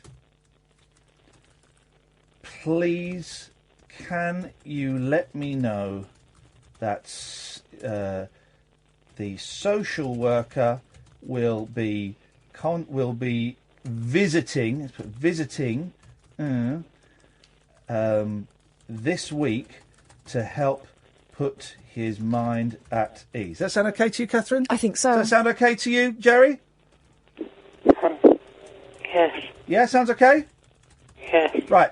What I will get is an email probably tomorrow. Probably tomorrow saying, thanks for your email. I forward this on to to Gerry's social worker, because that's what I got last time. And last time it seemed to work, didn't it? It did work. All right, fine. We've told them I'm doing it on the radio. We've told them that people have heard it. And if they don't play ball, we'll start naming some places, and we'll get, don't panic. It's not the situation is not great, but it can be sorted at this stage. It's not as bad as I first thought when we started taking this call. I just like to know what's going on, because nobody told you anything. No, of course no one tells you anything. Why would they tell a human being what's happening in their lives? We'll get this sorted, Gerry. Now, all I've got to say now is up your bum. Up your bum. There we go. We'll get that and send. Right, we'll get that sorted. Good evening, Glyn. Good evening, Ian. Thank you very much for what you just helped with there, with the bailiffs. Okay. Right, could you please tell that gentleman there's no need to be scared of bailiffs? Okay. I know it's hard for people to get their head round. Yep. I've just gone through a business who's gone bust, and I had to resettle everything. Oh. And I know you don't normally hear me like this, Ian. If you speak to them and negotiate with them, they don't become bullies. Well, here's the thing. Also, we've seen where Gerry lives in a. You're Glenn. Gerry lives in a care home. He ain't got nothing. I don't know what they're going to take from him because he ain't got anything. And I think it'll be one of those things. The bailiffs will turn up if they do, which I don't think it'll get that far. And it'll go. There's nothing here, guys. Well, the bailiffs are basically bullies because they're on commission. Well, yeah. And that's that's not why I rang you up, but you changed my mind to speak about Gerry. Yeah. I don't know whether he's capable of it or how calm he can stay, but it does work out. Okay. If you keep you calm. Okay. I'm getting trolled online. Sorry, by someone who's a dick. So. Anyway, can I speak to you? Yes. About what I wanted to speak to you about? Yeah. Everybody has a talent. Well, not everybody. Everybody. Yes, everybody has a talent, whether you can dance, sing, whatever. I don't think, not everybody. I know talentless people. Of course they do. Everybody has a talent. No, they don't. It was a ridiculous thing to say. Not everyone has a talent. Yeah, but what I want to know is what is your secret talent? I'm a hypnotist. Yeah. Yeah, I'm a stage hypnotist. That's my secret talent. I used to I'm do a cook. hypnotism shows. You're a cook? I'm a cook. I'm a cook. All right, Steven Seagal. So you're a hypnotist and I'm a cook.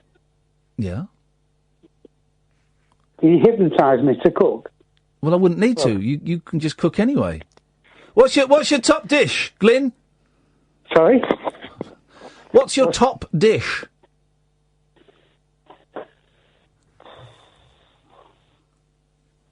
I'll give you a very simple dish. Okay, go on then. Right, it's up to you whether you want to do it with fresh tomatoes. Yeah. Or tin tomatoes. I like tinnies, yeah. You like tin tomatoes? I do like tinnies, yeah. A bit when you're cooking them, I like tin tomatoes, yeah. Okay. Okay. Well, what are you going to cook? Just like tin tomatoes on toast, which I would eat. No. Naughty. Yeah. Oh. 2 tins. Sure, why tin not? Tomatoes. Beautiful, yeah. A red onion. Oh, yes. Peeled and cut in half. You would peel it. I'd have to peel it, yeah. Are you making tomato and onions? My favourite! Yummy! Kath, you're the leveller. I love you, Kath. Thanks for calling, Glyn. Freezing, I'm going to get them coat. This is Talk Radio. Unmissable late night radio with the original king of unconventional conversation. Make contact with Iain Lee. The Late Night Alternative with Iain Lee on Talk Radio. 0344 499 1000 is the telephone number if you want to give us a call. What's wrong with you? So cold. Oh, and grow up. Look, there's ice coming off it. Grow up. There is actual ice coming off. Yeah, grow up. Grow up, woman. Okay, I'm taking the Ev. I'm going to... Glyn, we finished. Just give me double bubble for 1 minute and let me finish my recipe. It was taking forever. It was taking forever. Because I wanted it to be perfect for you and Kath. But you're not. You're just telling us. Just tell us what it is. You don't know. It's perfect when you're talking slowly. It's like pulling teeth, getting content out of you. Right. 2 tin tomatoes, red onion, peeled, chopped in half, knob of butter, fresh basil. Mix it all up. Simmer it for 35 minutes. Best pasta sauce ever. Right. Okay. Yeah, that's fine. It. You're forgetting the garlic. Well, that's my secret talent. What's yours? Well, hang on a minute. I've told you, and that's not really cooking. Is it not? No. You just put some tin tomatoes and an onion in a pan. What can you cook? Cook your face in a minute and my fist now. You forgot the garlic. You forgot the oregano. When I a little bit of sugar. When I did the show with what's his name, James Winsfield, the chef, James Mason, Jamie Hardy, Keep going, James Wiltshire, No? something like that. Willenshaw, James Withy. Keep going. James Watcron, James. You don't know it. You're googling it. James Rice, James Nice. It's 2 first names. His surname is a first name. James Stewart, James Stevens, James Martin. Boom. No. He made a really nice little sauce. Sort of using that recipe, but better. Yeah. He put garlic in. Yeah, put garlic in. That's standard. But he made a lovely little sauce, right, that you would put on pasta. I don't think he used it for pasta. He used it for something else. And honestly, it was such, I don't know if the show's gone out. I don't know when it goes out, but I've got no idea. But it was such a thrill to be sat in his kitchen. I was just sat on I didn't do any cooking, because obviously I can't. But I'm sat on a stool watching him cook. And this female chef whose name escapes me, but she's got a restaurant. She was brilliant, right? And I'm sat there just watching the two of them, and it was like watching Pete Heat do magic. Yeah. You know, I had the same understanding of how Pete did what he did as I did with James Martin was cooking. I just don't get it. I don't get how those things lined up on a chopping board, and then suddenly you've got a delicious meal. Well, I just love the whole process of it. I heard Jamie Oliver being interviewed the other day. He's got a cookery school, does classes. You know, one of the most popular classes? Knife craft. Oh. He says they come in rubbish, like me. I mean, I chop onion. You know, they end up the right shape, but it takes me ages. Yeah.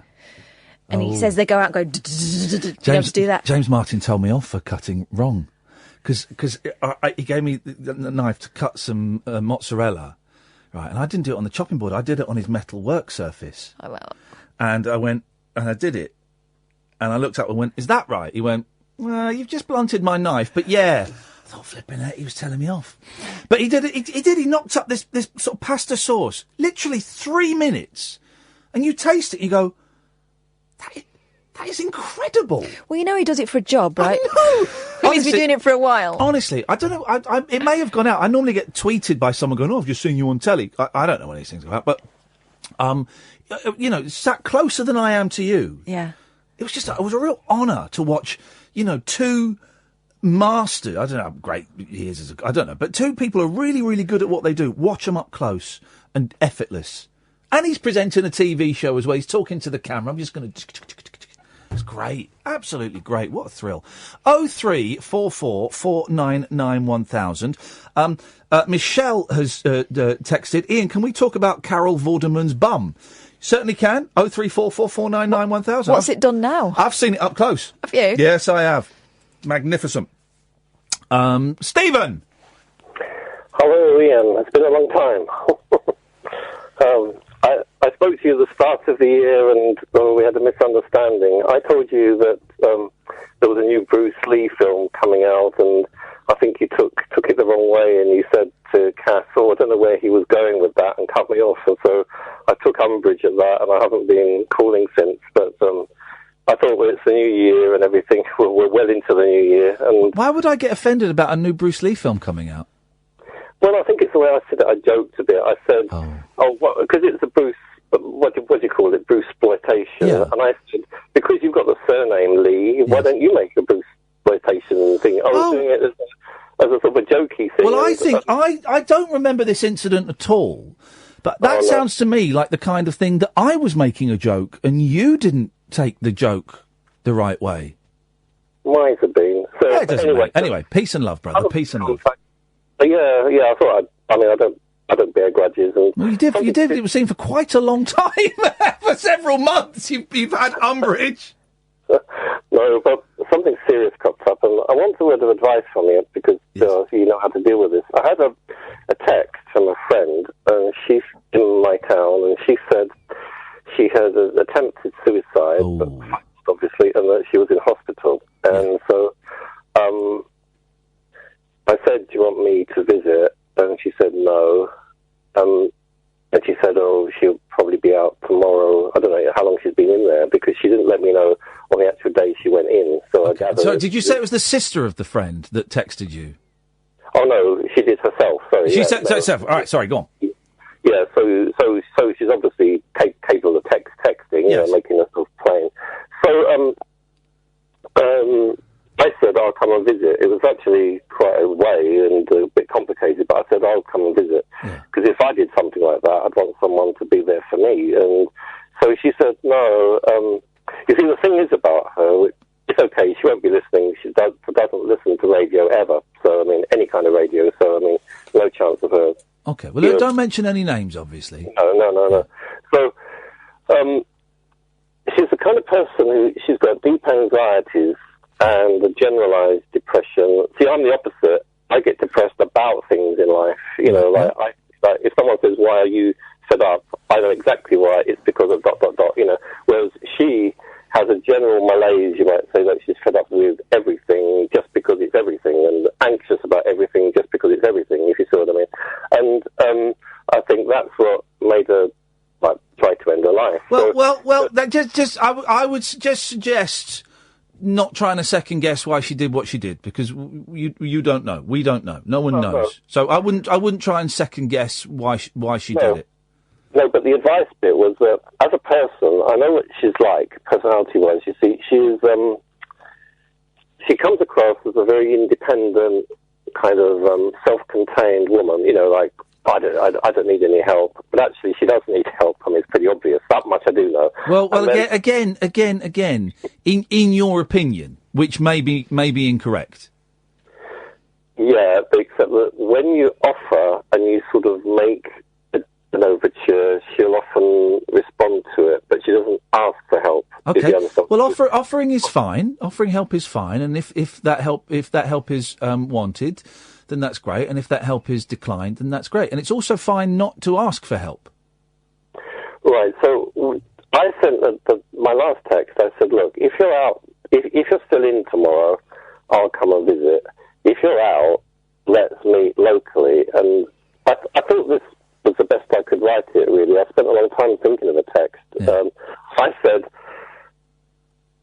you can say as much as you want or as little as you want, and I'm not going to push you and ask you all the whys and wherefores and say, what did you do and why did you do it exactly? It's completely up to you, but I think it would be quite nice to meet up for a coffee somewhere in our town, and you can just say as little as you want or as much as you want. How does that sound? I said, please text me tomorrow and let me know, you know, if you're out of the hospital, maybe we can meet up. Go on. What happened? Do you think the way I phrased that sounded fair enough? You know, no, I don't. Do you want an honest answer? No, I don't. What did you find about that? How would you have phrased that differently? Is it, I wouldn't have said, please text me. Oh, about tomorrow, you mean? Mm. That's quite controlling and demanding of someone who's in a very fragile state. That's putting that request, I would suggest, again, I don't know the person involved, but that request is putting a lot of pressure on someone who probably doesn't want any pressure put on them. Could be right, yeah, could be so. Yeah. So, please text me the response. Please text me your response to this situation that I am requesting in a very forthright, caring, but forthright manner. Please text me. How many times has she's told you twice that she didn't want you to visit? Oh, no, only once. No, she didn't say don't visit. She just said because it's a long way to go, because I'd have to catch Oh, you that's back. not what you said. You said that you'd asked her if you could go and visit, and she said no. Oh, no, sorry, I didn't mean, yeah. Not because she didn't want to visit. She was thinking of the practicalities of it. Well, she said she was thinking of the practicalities. Maybe that was her being polite and not wanting to hurt your feelings. Might have been, except that she did mention the transport. She said, well, you'll have to catch a bus from there to there and there to there, you know, so like... Yeah, again, that might be her trying to spare your feelings. Instead of just saying no... Well, I'll just leave it then and say, I mean, I haven't texted anymore. That was much earlier today, and I said that, and so, I mean, I haven't kept on texting back and forth. I mean, you know, because actually I haven't texted that much, really, but I thought... In your opinion? In my opinion, I mean, I haven't... Listen, the poor soul is obviously is in a very is ill, and when we're ill, you know, getting texts from you, and I know you're doing it because you care, and that's great, but you don't know who else is phoning her, you don't know who else is turning up at the door, you don't know who else is texting her. That can be like that can be like a barrage of noise to someone who's feeling fragile. That's the word I was looking for. Someone who's probably feeling very fragile. That can be a barrage of noise and a barrage of unwanted responsibility. Right? Brilliant. You've let her know that you're there for her. That's great. And I know you're doing this out of because you're a caring human being. It's obvious you're a caring human being. I would suggest, and I say this with love, that the way you have phrased these things to me have sounded ever so slightly, and I'm sure this is unintentional, but ever so slightly demanding. That's how they've come across to me. And I would just leave it. I would just leave it. Maybe send her another message in a week, just saying, I'm thinking of you, hope you're well. Something like that. Something where there's no, why don't we do this? Hey, could I do this for you? None of that. In a week, thinking of you today, hope you're well. That's it. That's it. A generalised, open-ended, like that. That's it. And if she responds, that's great. Yeah. And if she doesn't respond, that's great. Because she is doing what she needs to do to heal herself. Mm-hmm. You can't fix her. You can't fix her. All you can do is offer to be there in a very... and by that offer to be there, I mean just that simple thing of just thinking of you, hope you're well. That's it. That's all you can do at the moment. True. You can't fix her, man. No, true enough. Mm. Yeah, no, it's a tough one. Tough situation. I was a bit shocked to get the first text, actually. I mean, because the way she explained it, I bet you were. How are you feeling about the whole thing? Because it is upsetting when our friends make attempts to take their own lives. It's upsetting. So how are you feeling? Well, what you say has truth in it, because about extrapolating, if that's the word to use, because at times I felt like ending it, and I suppose I think what I would like, had I done that to myself and survived it, and I was in a hospital bed, I'd like probably a friendly voice.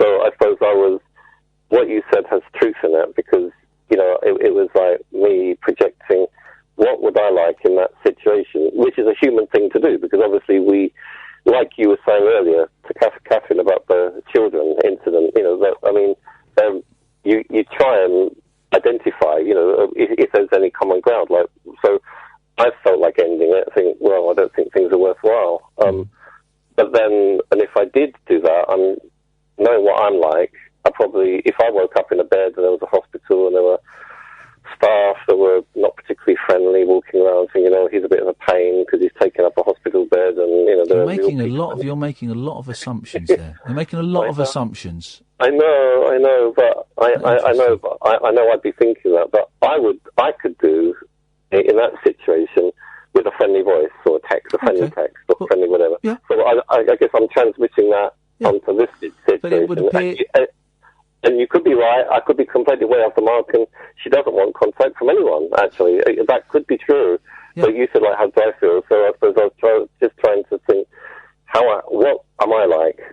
I don't know. Well, that's great that you're thinking about what you're like, but this is a completely different individual who has been through a very, very traumatic, intense and emotional week, 2 weeks, month. Who knows how long this has been building up for. Been through a very, very emotional period. It's like if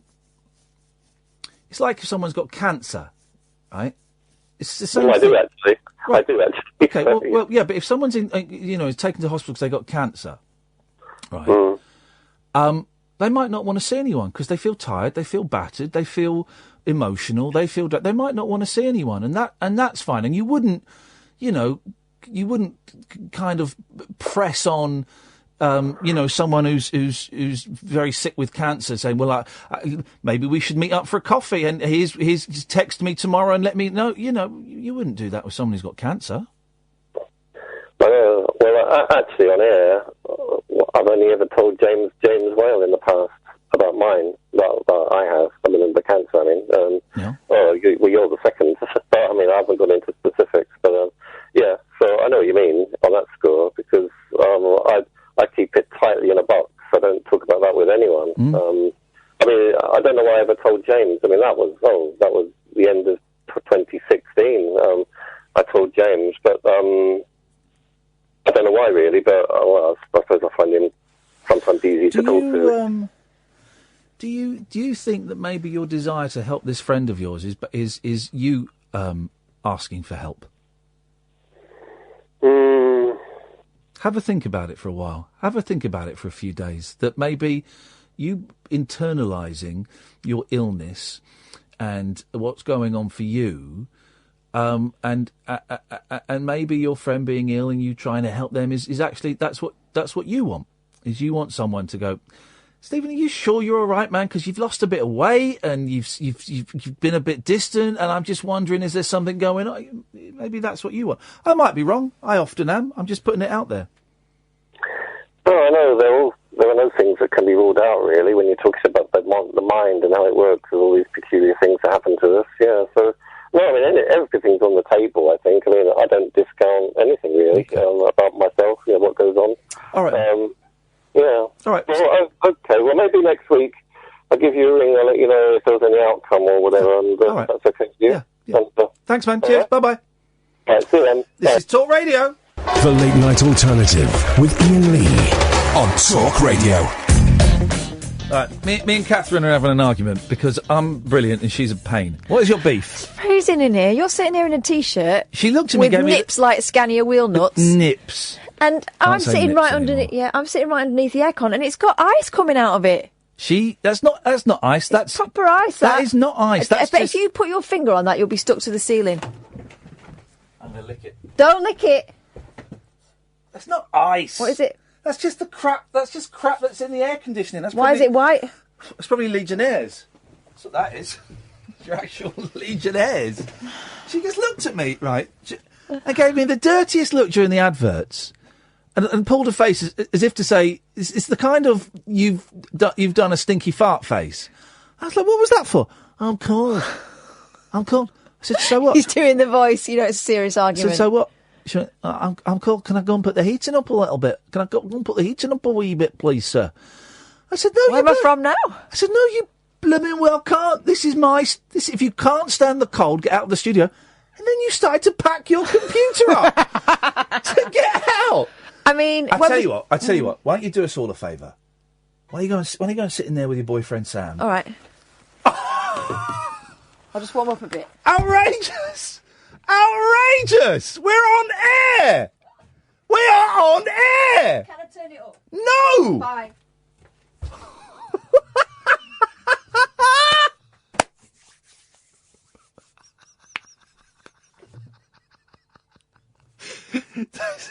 She's such a despicable human being.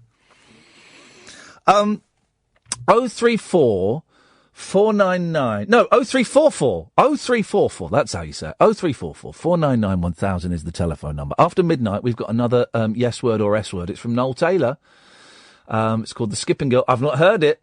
but it should be a lot of fun. We take calls straight to air for that bit. And then afterwards you can call in again about anything you fancy. We've only had one. The new listener figures have come out, and this show is up 230% on last year, this time last year. And it's up 44% on 3 months ago, which is great. But I do worry that we're starting to lose the slight cultish element of the show. What I'm saying is, I think we have too many listeners. So if you love the show as much as you say you do, then you need to set me free. If you want this show to continue being innovative, filthy, and a little bit crap, then we need to get the listener figures back down. Because once we start getting too many listeners, we're going to have to get slick, professional, and then be replaced by someone who works for the Sun. So that's what's going to happen. So we need a few listeners to phone in and say, I'm going to stop listening, just to help those figures go down. So far, we've only had Gavin, who's put his money where his mouth is. So if anybody else could phone up, please, and say, yeah, you know what, I'm going to stop listening to help, to make sure the show continues. I'm going to be switching off my radio and I ain't never going to listen again. I'll come up with some suggestions of what you should listen to. Oh, I'll find you another radio station. Don't worry about that. Oh, I'll find you one. But we do need to... So, 0344 499 1000. We're looking for listeners to resign from their listenership, please. You are listening to the Late Night Alternative with me, Iain Lee. On his own, on Talk Radio.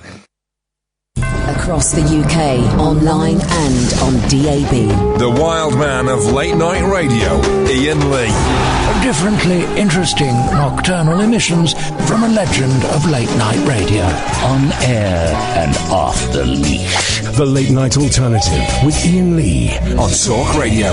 We'll get you talking. 0344 499 1000 is the telephone number. The Late Night Alternative with just me, Iain Lee, on Talk Radio, weeknights. From 10 o'clock until 1 o'clock, you can listen to Talk Radio on DAB. You can download the app and we are the highest rated show on this station for listeners online. More people listen to this show at talkradio.co.uk and on the app than they do for any other show on this station. So thank you, guys. 0344 499 1000. We're going to do a yes word or an S word soon. Let's go to Bill first. Good evening, Bill. Hello. Hello, Bill. How's things? Things are good. Oh, no, I shouldn't do that. Sorry? I'm not allowed to say that. Okay. You're not, actually. Anyway, let's ignore that. Yeah. I'm doing an alternative late night experiment. Does that involve taking LSD? No, nothing that extreme. Unlucky. Okay, go on. Basically, I've not had cake for about 10 years. When you say cake, do you mean the drug, or do you mean cakey cake? No, it's cake. It's caramel. It's really nice. Actual cake. All right. Yeah, but it's got something. It's spacey. Oh, come on, man. What? I thought you were off all of that stuff. I thought you were getting clean. No. I've stopped drinking completely, and then I've stopped smoking, and this is just nice. Hang on a second. Kath, it's all right, love. Stay out there. It's going to be too cold for you, Catherine. You stay out there, Kath. It's too cold for you. Come in. No, don't tell her. No, it's going to be too cold for her. Come in. No, stay out. Come in. Stay out. Get in. Come in. Get out. Stay out. No, come in. No, stay out. Come in. Stay out. No, come in. No, yes, stay out. Come in. Stay out. Come in. Stay out. Come in. Stay out. Stay out. Come in. Oh, no! I don't think anyone has ever fallen for that trick, because I try and do that with my boys, and they go, well, you just said what I wanted you to say. They don't fall for it in the slightest. Oh, my God. It's so different. Yeah. What is? Eating it compared to... I can't... Listen, Bill, I can't take a phone call listening to you getting high on hash browns. I can't. I can't. It would make great listening, but there's probably some rule against having callers getting high on the air. I've not. It's just cake. It's the sugar. It's the sugar. You're getting a sugar rush, are you? Is that what it is? Bill, Bill, enjoy your cake. You're a very, very naughty boy indeed. Let's go to James. Good evening, James. Good afternoon. Have you had some of Bill's cake? No, I'm coming back from the open mic. Oh, it's James Taylor. Well, yeah, I suppose so. Yeah. How you doing? Who did you see? Who did you see? Who else was performing tonight at the open mic? A friend of mine, Glenn. Yep. No, not Glenn Campbell. Oh. And the most amazing guitarist. I love anything guitars. By the way, before I go there, you've got some guitars, haven't you? I've got some guitars, yeah. How many have you got? I've got. I can't remember. I've got an Epiphone acoustic. I've got a Casino. Is it Epiphone Casino electric? I've got a Monkeys Gretsch from 1967. That's the pride of the collection, and a couple of basses. Is the Gretsch the Falcon one, the white one? No, the Gretsch. No, it's not Falcon. It's the 1967 Monkeys model. And it's red. It's got the. They only did it for a while. It's got a thing called the Zero Fret on there, and it's a big old. I know exactly where you're coming from. Yeah, it's a big old chunky beast, and it please don't ever. It won't be my wife much longer, so I can say this freely. It cost me about £2,000. Well, I mean, well done. It's about 60 now. The Zero Frets are coming back. No, are they? Yeah. There's a company now that has got a kit that you can buy for about 19 quid. Yeah. And I put one on my J200, my Gibson J200. Yeah. And all you do is take the old one out, change the nut, and then put the thing on with a... I'm not a very good guitar player, it's got to be honest. I'll be honest, I haven't played them for... you right, Kath? Sorry? No, I didn't say that. No, it's right, Kath's being a div. Don't tell her, right? Don't tell her, but I put the heating up. I put the heating up when the news was on. It's nice and toasty here now. Oh, good. Did I put it up to 21? This is guitar talk is man talk. Guitar, yeah. I don't know well, I think women can talk about guitars. You go and try and you go and say that to Susie Quattro, but I'm not a very good guitar player at all. So I can only strum a few chords, but I used to like doing it when I was younger. And when I get this new house, which is looking closer and closer, when I get this new house, I'm gonna have there's a room that's going to be the music room. It's where I'm going to store all my CDs, all my vinyl. It's where I'm going to have my good stereo setup, and the guitars are going to be in there. Yeah, great. A man cave. It's kind of going to. I guess we'd call it a man cave. I think a music room is a little bit more distinguished. Yeah. What sort of music do you play? Beatles. That's I was in a band for a while. I played bass in a band, and we did some originals, and we did some sort of classic rock songs with a horn section that made it sexy, and they were all sung in Japanese. Goodness me! Yeah, I know, isn't it? Yeah, great stuff. Yeah, by the way, let me tell you about this guy called Brandon. Yeah. He's an absolutely amazing guitarist. Yeah. And he sort of, he's like a ghost. He comes round with us. He's great. He is. Yeah. And whatever. I mean, I was doing You've Got a Friend again tonight on the set, and he came up and got his guitar, and he just slots in. Oh, people like that, man. It makes you sick. I'm being asked. Have you got a YouTube channel? No, I don't do it. Oh. No, I don't do social media or anything like that. I just have an email and a phone. All right. Well, that's good for you. All right, man. I promise. Before you go, I promise you, I'll do another song for you next time I ring up. All right. Brilliant. Then please do. I look forward to it, James. Thank you very much, mate. Cheers. You take care. Ta-ta. Bye-bye. Justin is saying your 67 Gretsch is about £6,000 these days. No, they're not. It was £1,600, I think it cost me. They're not, but not this particular model. Good evening, Hannah. Evening. Evening. I think you have way too many listeners and not enough planning. Okay, thank you very much indeed. Let's go to Keith. Good evening, Keith. Hello there, you two. Hope you're well. Kath isn't in the studio because she's doing a dirty protest. Multitask. Yeah, right. Yeah, well, I just picked up the thread that you're trying to reduce listeners, and yes, we've got too many feelings of sadness. So I'm up here in Wigan, Lancashire, and I'm afraid I'm going to have to resort to listen to that idiot Alan Bezic on Radio Lancashire. Are you prepared? Oh, this is brilliant, Keith. Are you saying that you are prepared to stop listening to this show? If it helps you. Sorry? I thought you said if it ups you. If it helps you. It would help me, yes. And so you're going to go to BBC Radio Lancashire? It's a sad, I was quite sad when, but, anything that helps, Mate, appreciate it. Absolutely. So Alan Bezic, he just... I've been sort of on and off chatting to him for about 20 years. I think you mentioned, you know who he is, don't you? Yeah. And I think he's so banal, so boring. But you're prepared to listen to him to save this show? Absolutely. Well, let's listen. Let's have a listen. Let's go to BBC Radio Lancashire and listen to Alan Bezic now. He's so banal. He thinks he's so clever. Hang on, Keith. This is what you're going to be listening to from tomorrow night. We are, and I don't just mean. Oh no! White people like I can me. just I mean, feel the British, the people who perceive themselves to be. He's done everything from being a psychiatric nurse to a bus driver. It's fantastic.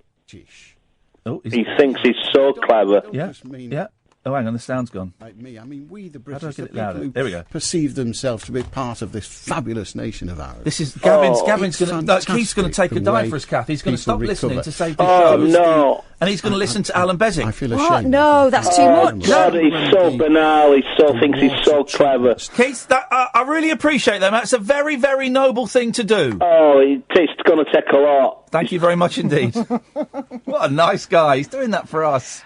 Team, be grateful he's taking one for you.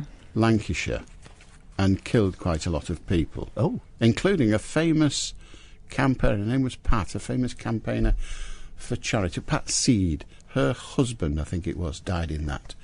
And it was sad. One of those mouths that... It was absolutely... This is in the 1980s, before that even, I think. And it was absolutely horrendous. Someone make him a brew, for heaven's sake. Let's go to Steve. Good evening, Steve. Hello, mate. How you doing? Very, very well. That's none of your business. What? I don't know how to do that yet. What have you got for us, Steve?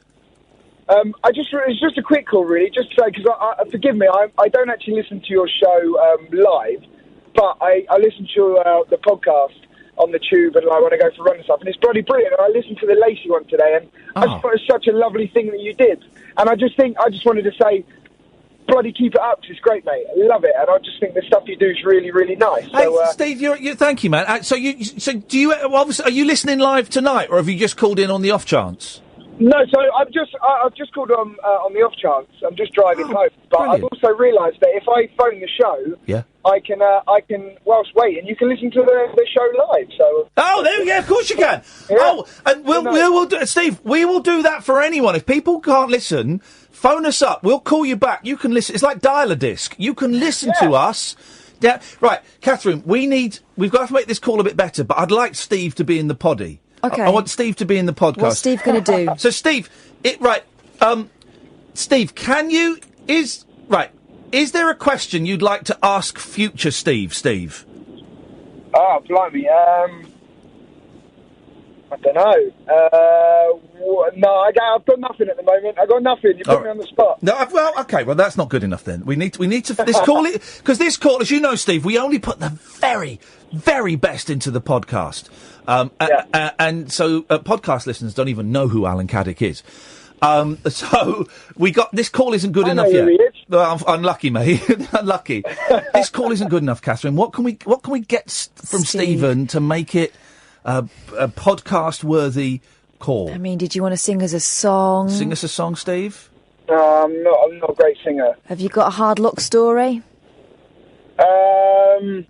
No, I mean, I tell you what, I hear something. Here we go. Steve's had inspiration. Yes, brother. Are you ready for this? Yes. I think that me and you, Ian, have a slight connection. I think we might know somebody the same. This might be a lie. So basically, a friend of mine. Does the name Pete Nichols ring a bell to you? It does ring a bell. Why do I know that name? So, a good friend of mine, his dad, I believe you used to be his secretary, might not be the right word. And the reason I know this story is that apparently you still or have till very recently always sent him a Christmas card. Hang on a minute. I was his secretary? No, I don't know. That might not be the right word. I've not been anybody's secretary. He can't type. Shut up, man. I'm a wicked typist.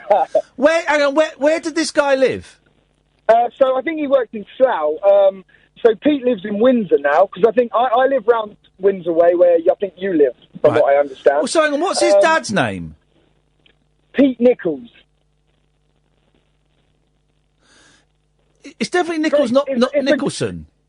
No, great story, isn't it? Especially if you don't know what I'm talking about. So hang on. So his dad saying, "Are you sure that right? Are you sure that it wasn't my mum that used to be his secretary?" Maybe, but I'm pretty sure my mate told me it was you. I've never been anybody's secretary. This is Iain Lee, isn't it? Yeah. Yes, the radio presenter. Yeah, no, that's what he told me. I'm going to have a word with him tomorrow just to find out what's going on. And that I used to send his dad a Christmas card until recently.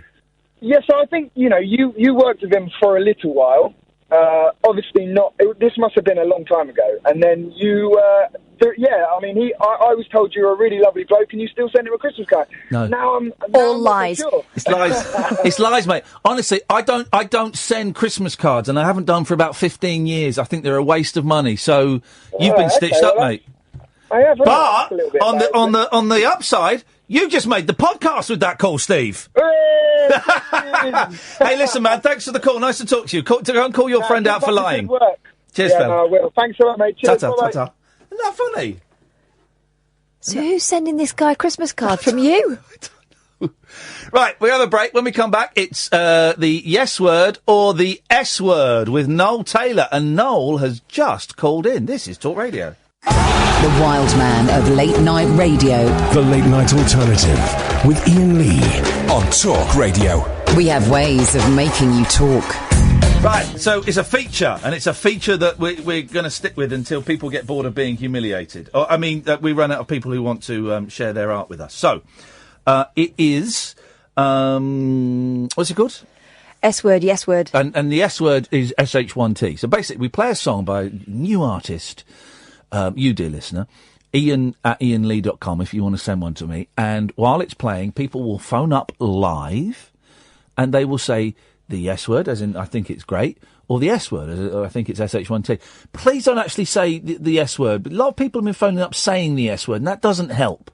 That is... You can say the S word, but don't say the S word. Yeah, because that really gets us in very, very sticky waters. So please don't do that. You can phone up and you can pass comment. Of course you can, but do pass a little comment, but don't actually say that. Tonight's is from semi-regular caller, Noel Taylor. Good evening, Noel. Good evening, Ian. Yes. I think it would be a good idea for a TV programme, this. Well, it would be, but I do a radio show, so that's that. Tell us, this song is called Skipping Girl. Yeah, by Leon Roliat.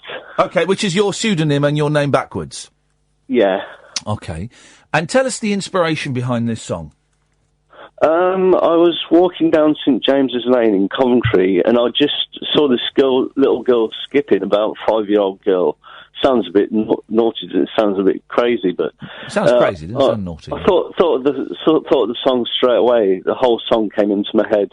Wow. Okay. And how long ago did you write this song, Noel? Oh, blimey! Now you're asking. It must be about 20 years ago, something like that. Okay. So this is from the vaults. This is from the vaults. Well, are you prepared for this? Because you know what happens? We play the song and we take calls straight to air, and people phone up and tell us what they think. Sometimes they can be harsh. Well, harsh but fair. But are you prepared for the feedback? I can take it. You sure? Yeah. All right, Noel, stay on the line. We'll come to you afterwards. Dear listener, I'm going to play Skipping Girl by Noel Taylor, Leon Rolia, 0344. I think Sam's calling you up there, Kath. I think there's a problem with the computer. 0344 499 1000. You come on, I'll call you out and you can speak. Here we go. This is Skipping Girl by Leon Rolia.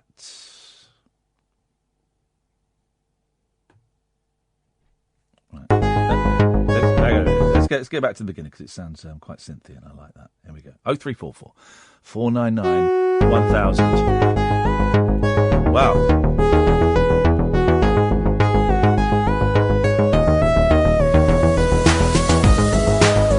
Calls are coming in thick and fast already. Line 1, is this the yes word or the S word? What is this 80s dead, terrible S word? You don't like it? Oh, it's a what? What did she say? What did she say? Every single body, everybody's on a take. Line 2, yes word or S word? I hear barcode. Thank you very much indeed. Single body, it's bad, not good. It's everywhere in the neighborhood. It's 0344 499 1000. everywhere in the neighborhood. And all I want is a skipping girl. All I want is a skipping girl. All I want is a skipping. Line 3, yes word or S word?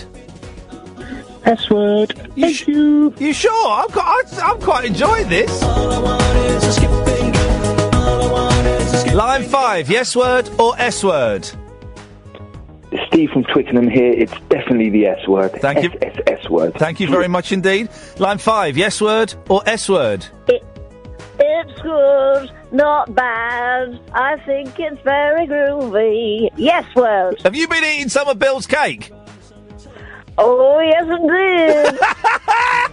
Everybody's on a take. Every single body. Everybody's on a take. Everybody.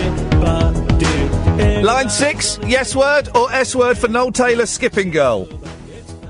Funny. Okay, right, that doesn't help. Can we not have any bad language, please? Not good. It's everywhere in the neighborhood. Line 9, yes word or S word, please? No bad language. Good evening. It's an S, but just a small S. It'd actually be a really good. It'd be S if Nigel did a cover version of it. Thank you. Thank you very much indeed. Okay, he says no bad language. 0344 499 1000. Line 10, yes word or S word? Synthesize. Okay, that's it. Again, no bad language, please. Please don't phone up and actually say that word, please. Line 12, yes word or S word? Don't actually say the S word, please. The song's making me really moist, yes. Okay, right, that's not, okay, people aren't taking this feature seriously. Wow. Line 1, yes word or S word? Yes, baby, yes, baby, yes, baby, yes. Permission to pull out, please, sir. Yeah, permissions are granted. There we go. Line 3, yes word or S word? Oh, yeah. Yes word. Thank you very much indeed. What a polite young person there. Line 9, yes word or S word? 1984 called. They said they want their song back. Oh dear! Line 10, yes word or S word? Shiny, happy people holding hands. Okay. By the way, 1984 had more than one song. I know, I remember. Line 12, yes word or S word? S word. Are you sure? Too much auto-tune. Okay. Yeah, too much auto-tune. Okay, thank you very much indeed. Well, that's the end of the song. Bring Noel Taylor back into the conversation. Well, Noel, what did you think to that reaction? Blimey, it was abysmal, wasn't it? It was abysmal, yeah. It was an abysmal reaction. There were some people that liked it, but it was an abysmal reaction. I genuinely quite liked it. Here's the thing, Noel. Some people don't like the Beatles. Yeah, I love the Beatles. Exactly. So, I mean... Do you like the Beatles? Love them. Love them. Yeah. Some people hate them. Some people hate them. You know, just be the Beatles. Yeah, yeah. Some of my music does sound like the Beatles. Okay. Well, that didn't. I genuinely quite like that, because I've heard a lot of the crap that you've pumped out over the last 20 years. And that was actually... I thought that was all right. I thought that was all right. Well, no, you were brave enough to come on, and I appreciate that, brother. Thank you. That's right. I really appreciate you playing my music. I can't believe how lucky I am. It's an absolute pleasure. Thank you. Thank you, Noel. There we go. He's got the right attitude. All I want is a skipping girl now. All I want is a skipping... I thought that was all right. 1984 had way more than one song, didn't it? It had about 3, yeah. Yeah. Let's go to Pablo. Good evening, Pablo. How do? Yes. Are you bad? Up your bum. Yeah, there we go. I had a bit of excitement at the end of last week. Oh. Yeah. We were sitting down watching, what's his name, Jeremy Clarkson completely separate himself from the common man on Deal or No Deal. He Wants to Be a Millionaire. Yeah. And my fiancée looks out the window and sees a massive plume of smoke coming from the house behind her, on the other side of the street. Yes. So just ran round, and there's a big fire. There was like a garage behind one of the houses on this terrace street that was ablaze. Wow. Hashtag 420? Hashtag blazing. How do you know about that? Not that thing, but because I know 420. I know blazing. Of course I do. Because I know stuff. I know language of the streets. Stop now. What goals? Okay. But yeah, no, I got round, and there was another fella there who had his phone there, but his phone wasn't working, so I called the fire service, and they turned up and the like, and went really big. Checked on a friend of mine who lives like next door. Yes. A wheelchair user, just to make sure that he was all right. Do gooder. So he wasn't stranded in. Virtue That's signal. what I do. It's what I do. Virtue signal. But yeah, he was fine. And then I thought, well, technically I've done good deeds, so I'm allowed to just be one of those people who just stands there and records a video. So I just recorded a video for a good minute. Did you do it in portrait? Of course he did. I did, yeah. You did it in portrait? Oh, no, what am I talking about? Sorry, landscape. Mate, you nearly got cut off and you nearly got banned. I can imagine. I know that's an issue. Yeah, it was an issue. But yeah, no, got it done and tweeted out some of the chums. And then I got the paper in touch with us the next day and got the video in the paper. Did you get paid? I didn't get paid. No, that was the thing. Idiot. Well, part of me was thinking, it's a common decency thing, community, people would want to see it. But then I remembered that obviously media content, there'll be some sort of specific set price at the pay or whatever. You should have said, look, yeah, you can have it for a couple of £100. Yeah. Well, in retrospect, it's fine, isn't it? Hindsight is 20/20, etc. Well, you can always go and start another fire now. You know that. Well, that's my concern. You see, the problem being is the next day I was like in the area. Obviously, I live there. All I want is a skipping girl. Yeah, it's quite that earworm, isn't it? Yeah, it's a good song now. I enjoyed that. Basically they had the kind of fire inspection officer there and all that. And what I'd first noticed is the fact that I thought the fire was on. I thought it was like a 2-story garage, so I thought, I'll mention that to them because I was there pretty early doors. Yes. And it was coming through the roof straight on, so I was just let them know that I think it started on the top bit. All right, Jessica Fletcher.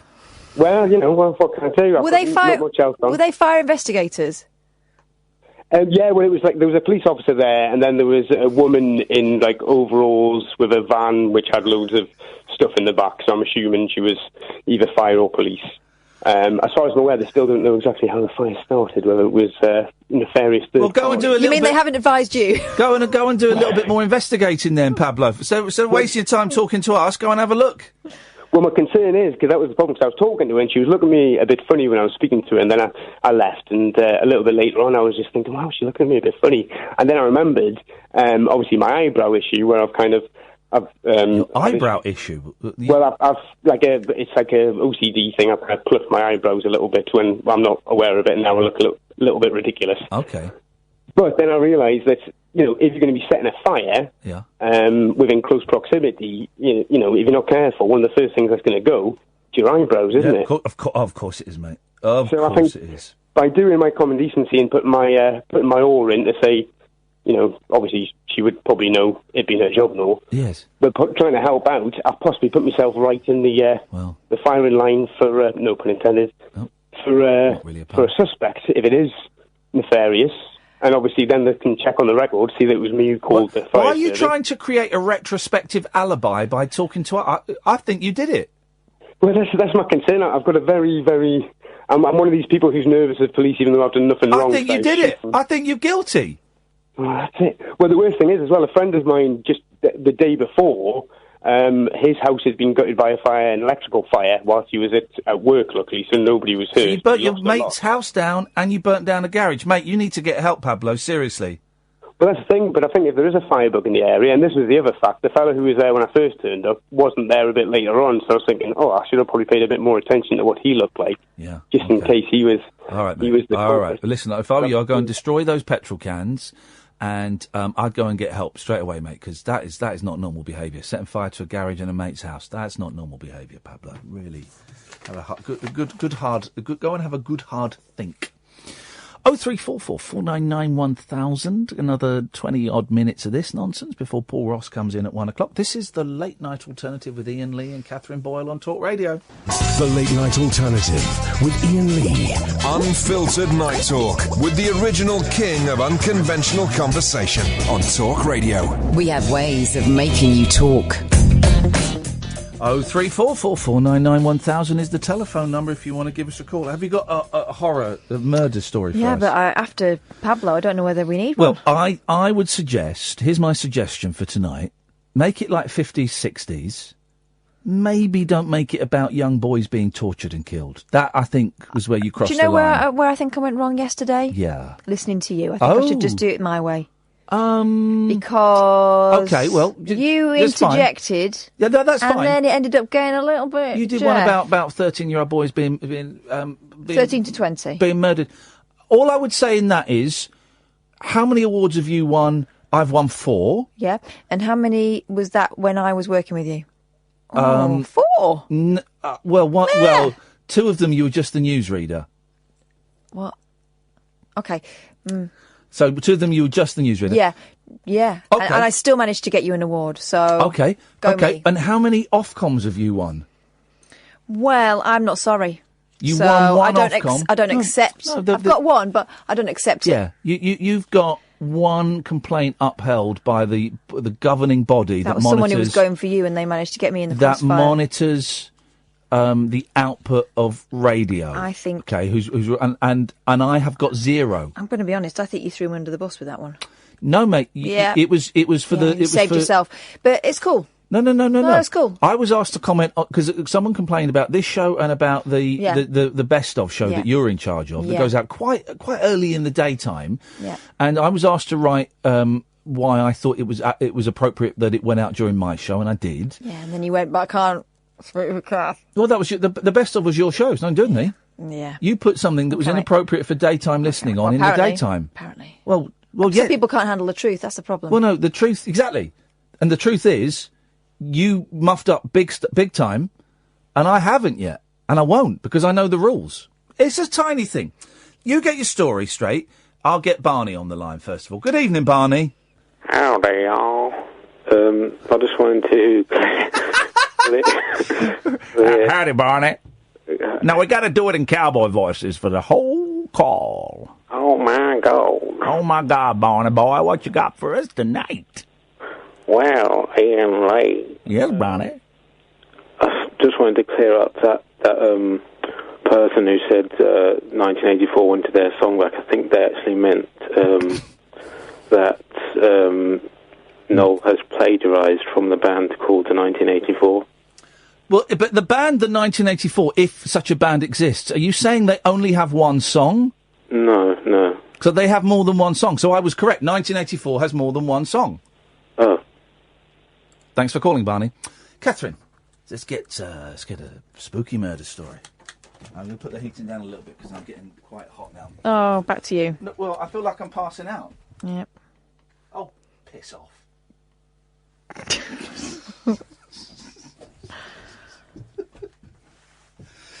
Oh, have they?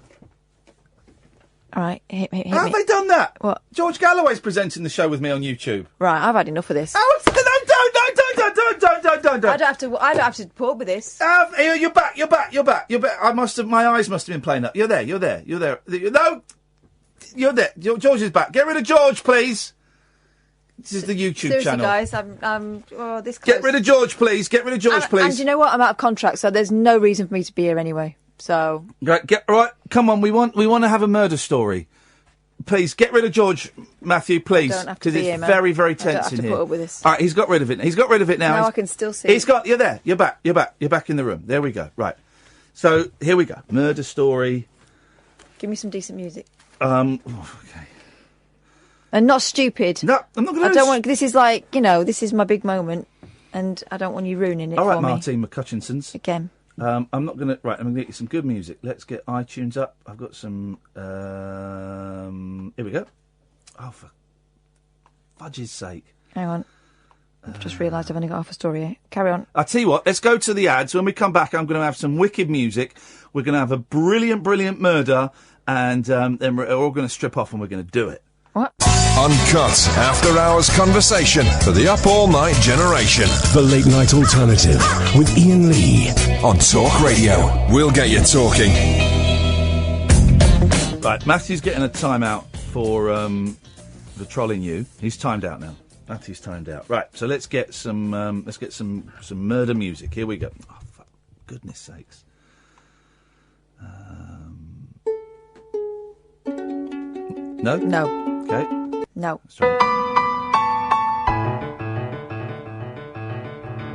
No. Oh, okay. Just keep going. No. It's not as close. No. No. No. No. No.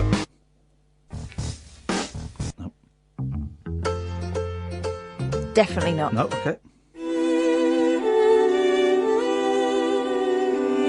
Yeah, this works. There you go. Do it quick, though, because the next song lined up is Cars, karaoke version in the style of Gary Newman, so just be aware of that.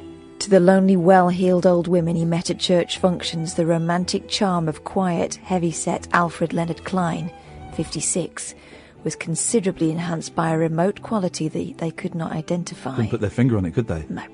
Klein liked company, but his company usually died suddenly in a hotel room shortly after signing her estate over to him. He liked efficiency. He almost always took his company on pleasure trips and asked her to drink a glass of buttermilk. What? When she died, he had her body cremated before police could examine it. Is buttermilk poisonous? What is buttermilk? He was poisoning the buttermilk. But what is Stop ruining this. I didn't ruin it. He's ruined the butter. What is buttermilk? We can look into that afterwards. Google it. Is it milk made of butter? It's buttery milk. Sounds delicious. Don't drink it from him. No. Well, you can. He's dead now. What's his name? Alfred Molina? Alfred Leonard Klein. All right, carry on. Next to company and efficiency, he liked forgery. Oh. This is like the... this is like the Spanish Inquisition sketch.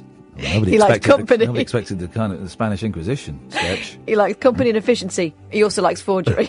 He likes two things: company, efficiency, and three things: company, efficiency, forgery, Four things, and murder. and buttermilk. Sorry, Mike. Next to company and efficiency, he liked forgery. This had cost him 2 prison terms and an arrest in December of 1946. Okay, well, now we know when it's set. You should have said that. It's ages ago. Right. That's what you wanted. This is what you get. I said 50s and 60s. Shut up. Digging into his secretive past, police found at least 8 instances in which forger Klein's buttermilk drinking friends had died, leaving him legacies totaling $82,000, which was a lot of money back then, but doesn't sound very much now. They also found that he left one of the coldest trails south of the Yukon. But in San Francisco, in 1946, this says last week because it's taken from time.com from that time. Yeah. I don't think there was a website then, but it was from the Time magazine. Judge, that's not important. We're losing the momentum here a bit, and we're nearly into Cars by Gary Newman. Judge Herbert C. Kaufman made it reasonably sure that Alfred Klein would make no more close friends. Charged with 9 counts of forgery, the judge ruled that the 9 sentences should run consecutively, maximum time 126 years. Forgery, no. Murder, surely. Old-fashioned papers, isn't it? Is that the end of the story? Yeah. So, well, that was rubbish. What did he do? So he made women drink buttermilk, which we think that's milk that's been butter that's been melted. All right, here we go. All right, let's do me another thing, and I'll start again. Are you doing the same story? Yeah. All right. Get me some better music. I think it's because of this. No. This is good. This could work. No, it's not old-fashioned enough. All right. Here we go. No. What's that? Okay. Here we go.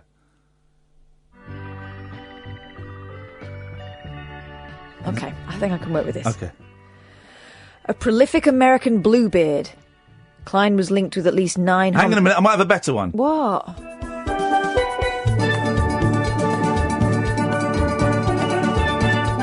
Here we go. This is it. We've got it. This is it. Here we go. This is it. No. This is it. This is Alfred Leonard Klein again. All right, Pretend you didn't hear the first one. Take two. We'll cut the other one out. Take two. A prolific American bluebeard, Alfred Leonard Klein, was linked with at least 9 homicides between 1930 and his arrest in 1945. 8 of his wives were dispatched after willing their earthly possessions to Klein. His single male victim was an evangelist, the Reverend Ernest Jones, who made Klein the heir to $11,000 shortly before his unexpected death. Drinking buttermilk. With practice, Klein polished his murder technique to perfection.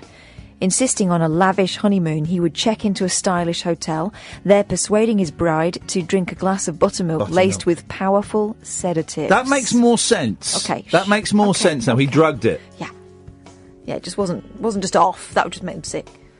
As she lost consciousness, the house physician would be summoned, told that Mrs. Klein was suffering another heart attack.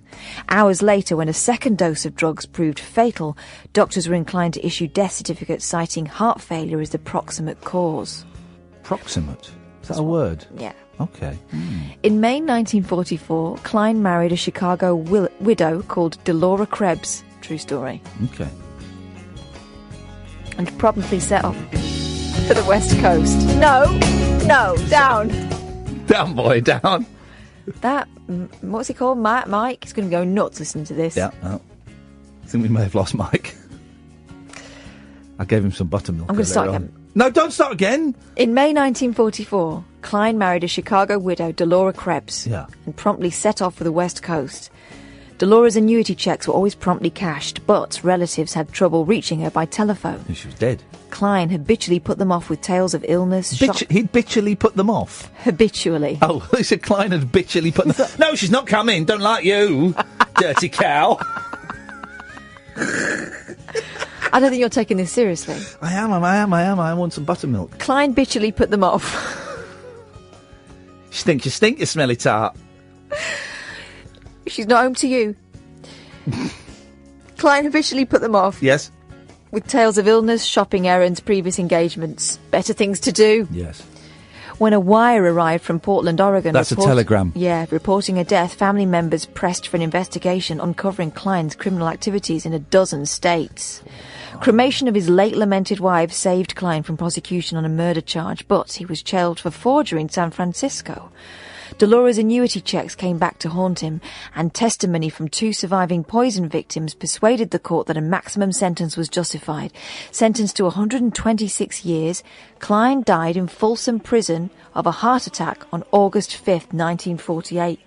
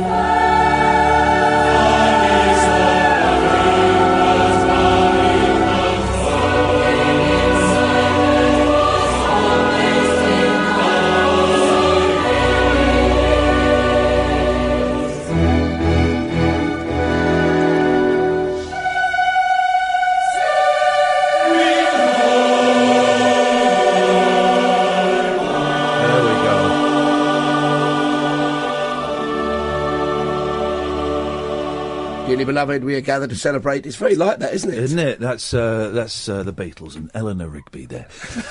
You just told me something about the Nickelback fan out there, Sam, who works with us from time to time. He's doing breakfast again next week. That I didn't know. He's got a famous relative.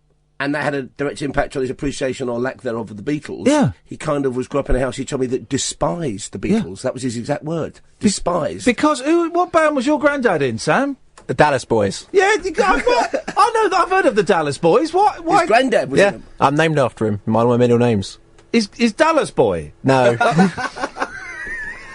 That would be strange. How funny is that? And so that because of the inter-band rivalry, you lot didn't listen to the Beatles. Yeah, pretty much. That's abuse. That's abuse. Not. Although the Dallas Boys did play at his dad's wedding, which is fantastic. Yeah, free band. This is amazing. Anyway. Thank you for that. Paul Ross, what a Dallas Boy special tonight then, is it? Well, maybe that's next week. Okay, we might save that for Tuesday when he's on breakfast. Yes. We're going to pay him something. Well, on the show tonight, as I'm sure you know, we believe the Big Bang, the primal atom, exploded 13.8 billion years ago. On this very day. We've now found a scientist who spotted oxygen from the first stars, and he's based in London. Yeah. It goes back, if say, it's 100% of time from the Big Bang till now, yeah. He's seen evidence of light 2% into that time, when the galaxy was just 200 million years old. How does that work? I don't know. I struggle to understand this. So there's the Big Bang, yeah. And after that there's what they call the Dark Ages. Yeah. And they've pushed those back. They thought for a while they lasted about 500 million years. They now think 250 million years, okay? And then for some reason they don't quite understand, stars appeared, as in let there be light. Yeah. And that's where the oxygen occurred. And then they exploded and formed other stars and planets, and they're expanding outwards as well as exploding inwards. So he's seeing... He's not... I'm going to sound He's recognised trace oxygen via a spectroscope that's out in space, the Hubble telescope. So he's not looking through time, he's looking like miles and miles and miles and miles away. What he's seeing is about 13.5 billion years old, coming towards us.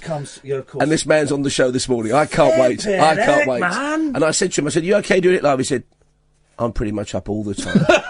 In case he misses something, of course he is. I can't wait for that. Incredible. Yeah. So we're talking about that on the programme today. Wow. And the usual old stuff as well. We're doing all the usual stuff for a Friday. But I mean, that's my biggie for this week. That's sorted me right out for the weekend. The same old tosh, but a bloke who's seen the and I tell you what's great about the Big Bang is the Big Bang was only called that because a bloke called Sir Fred Hoyle thought it was absolute nonsense. It was a French theory called the primal atom. Yeah. And he said, this hasn't got legs, this hasn't what he said. And he to kind of denigrate it, he called it the Big Bang.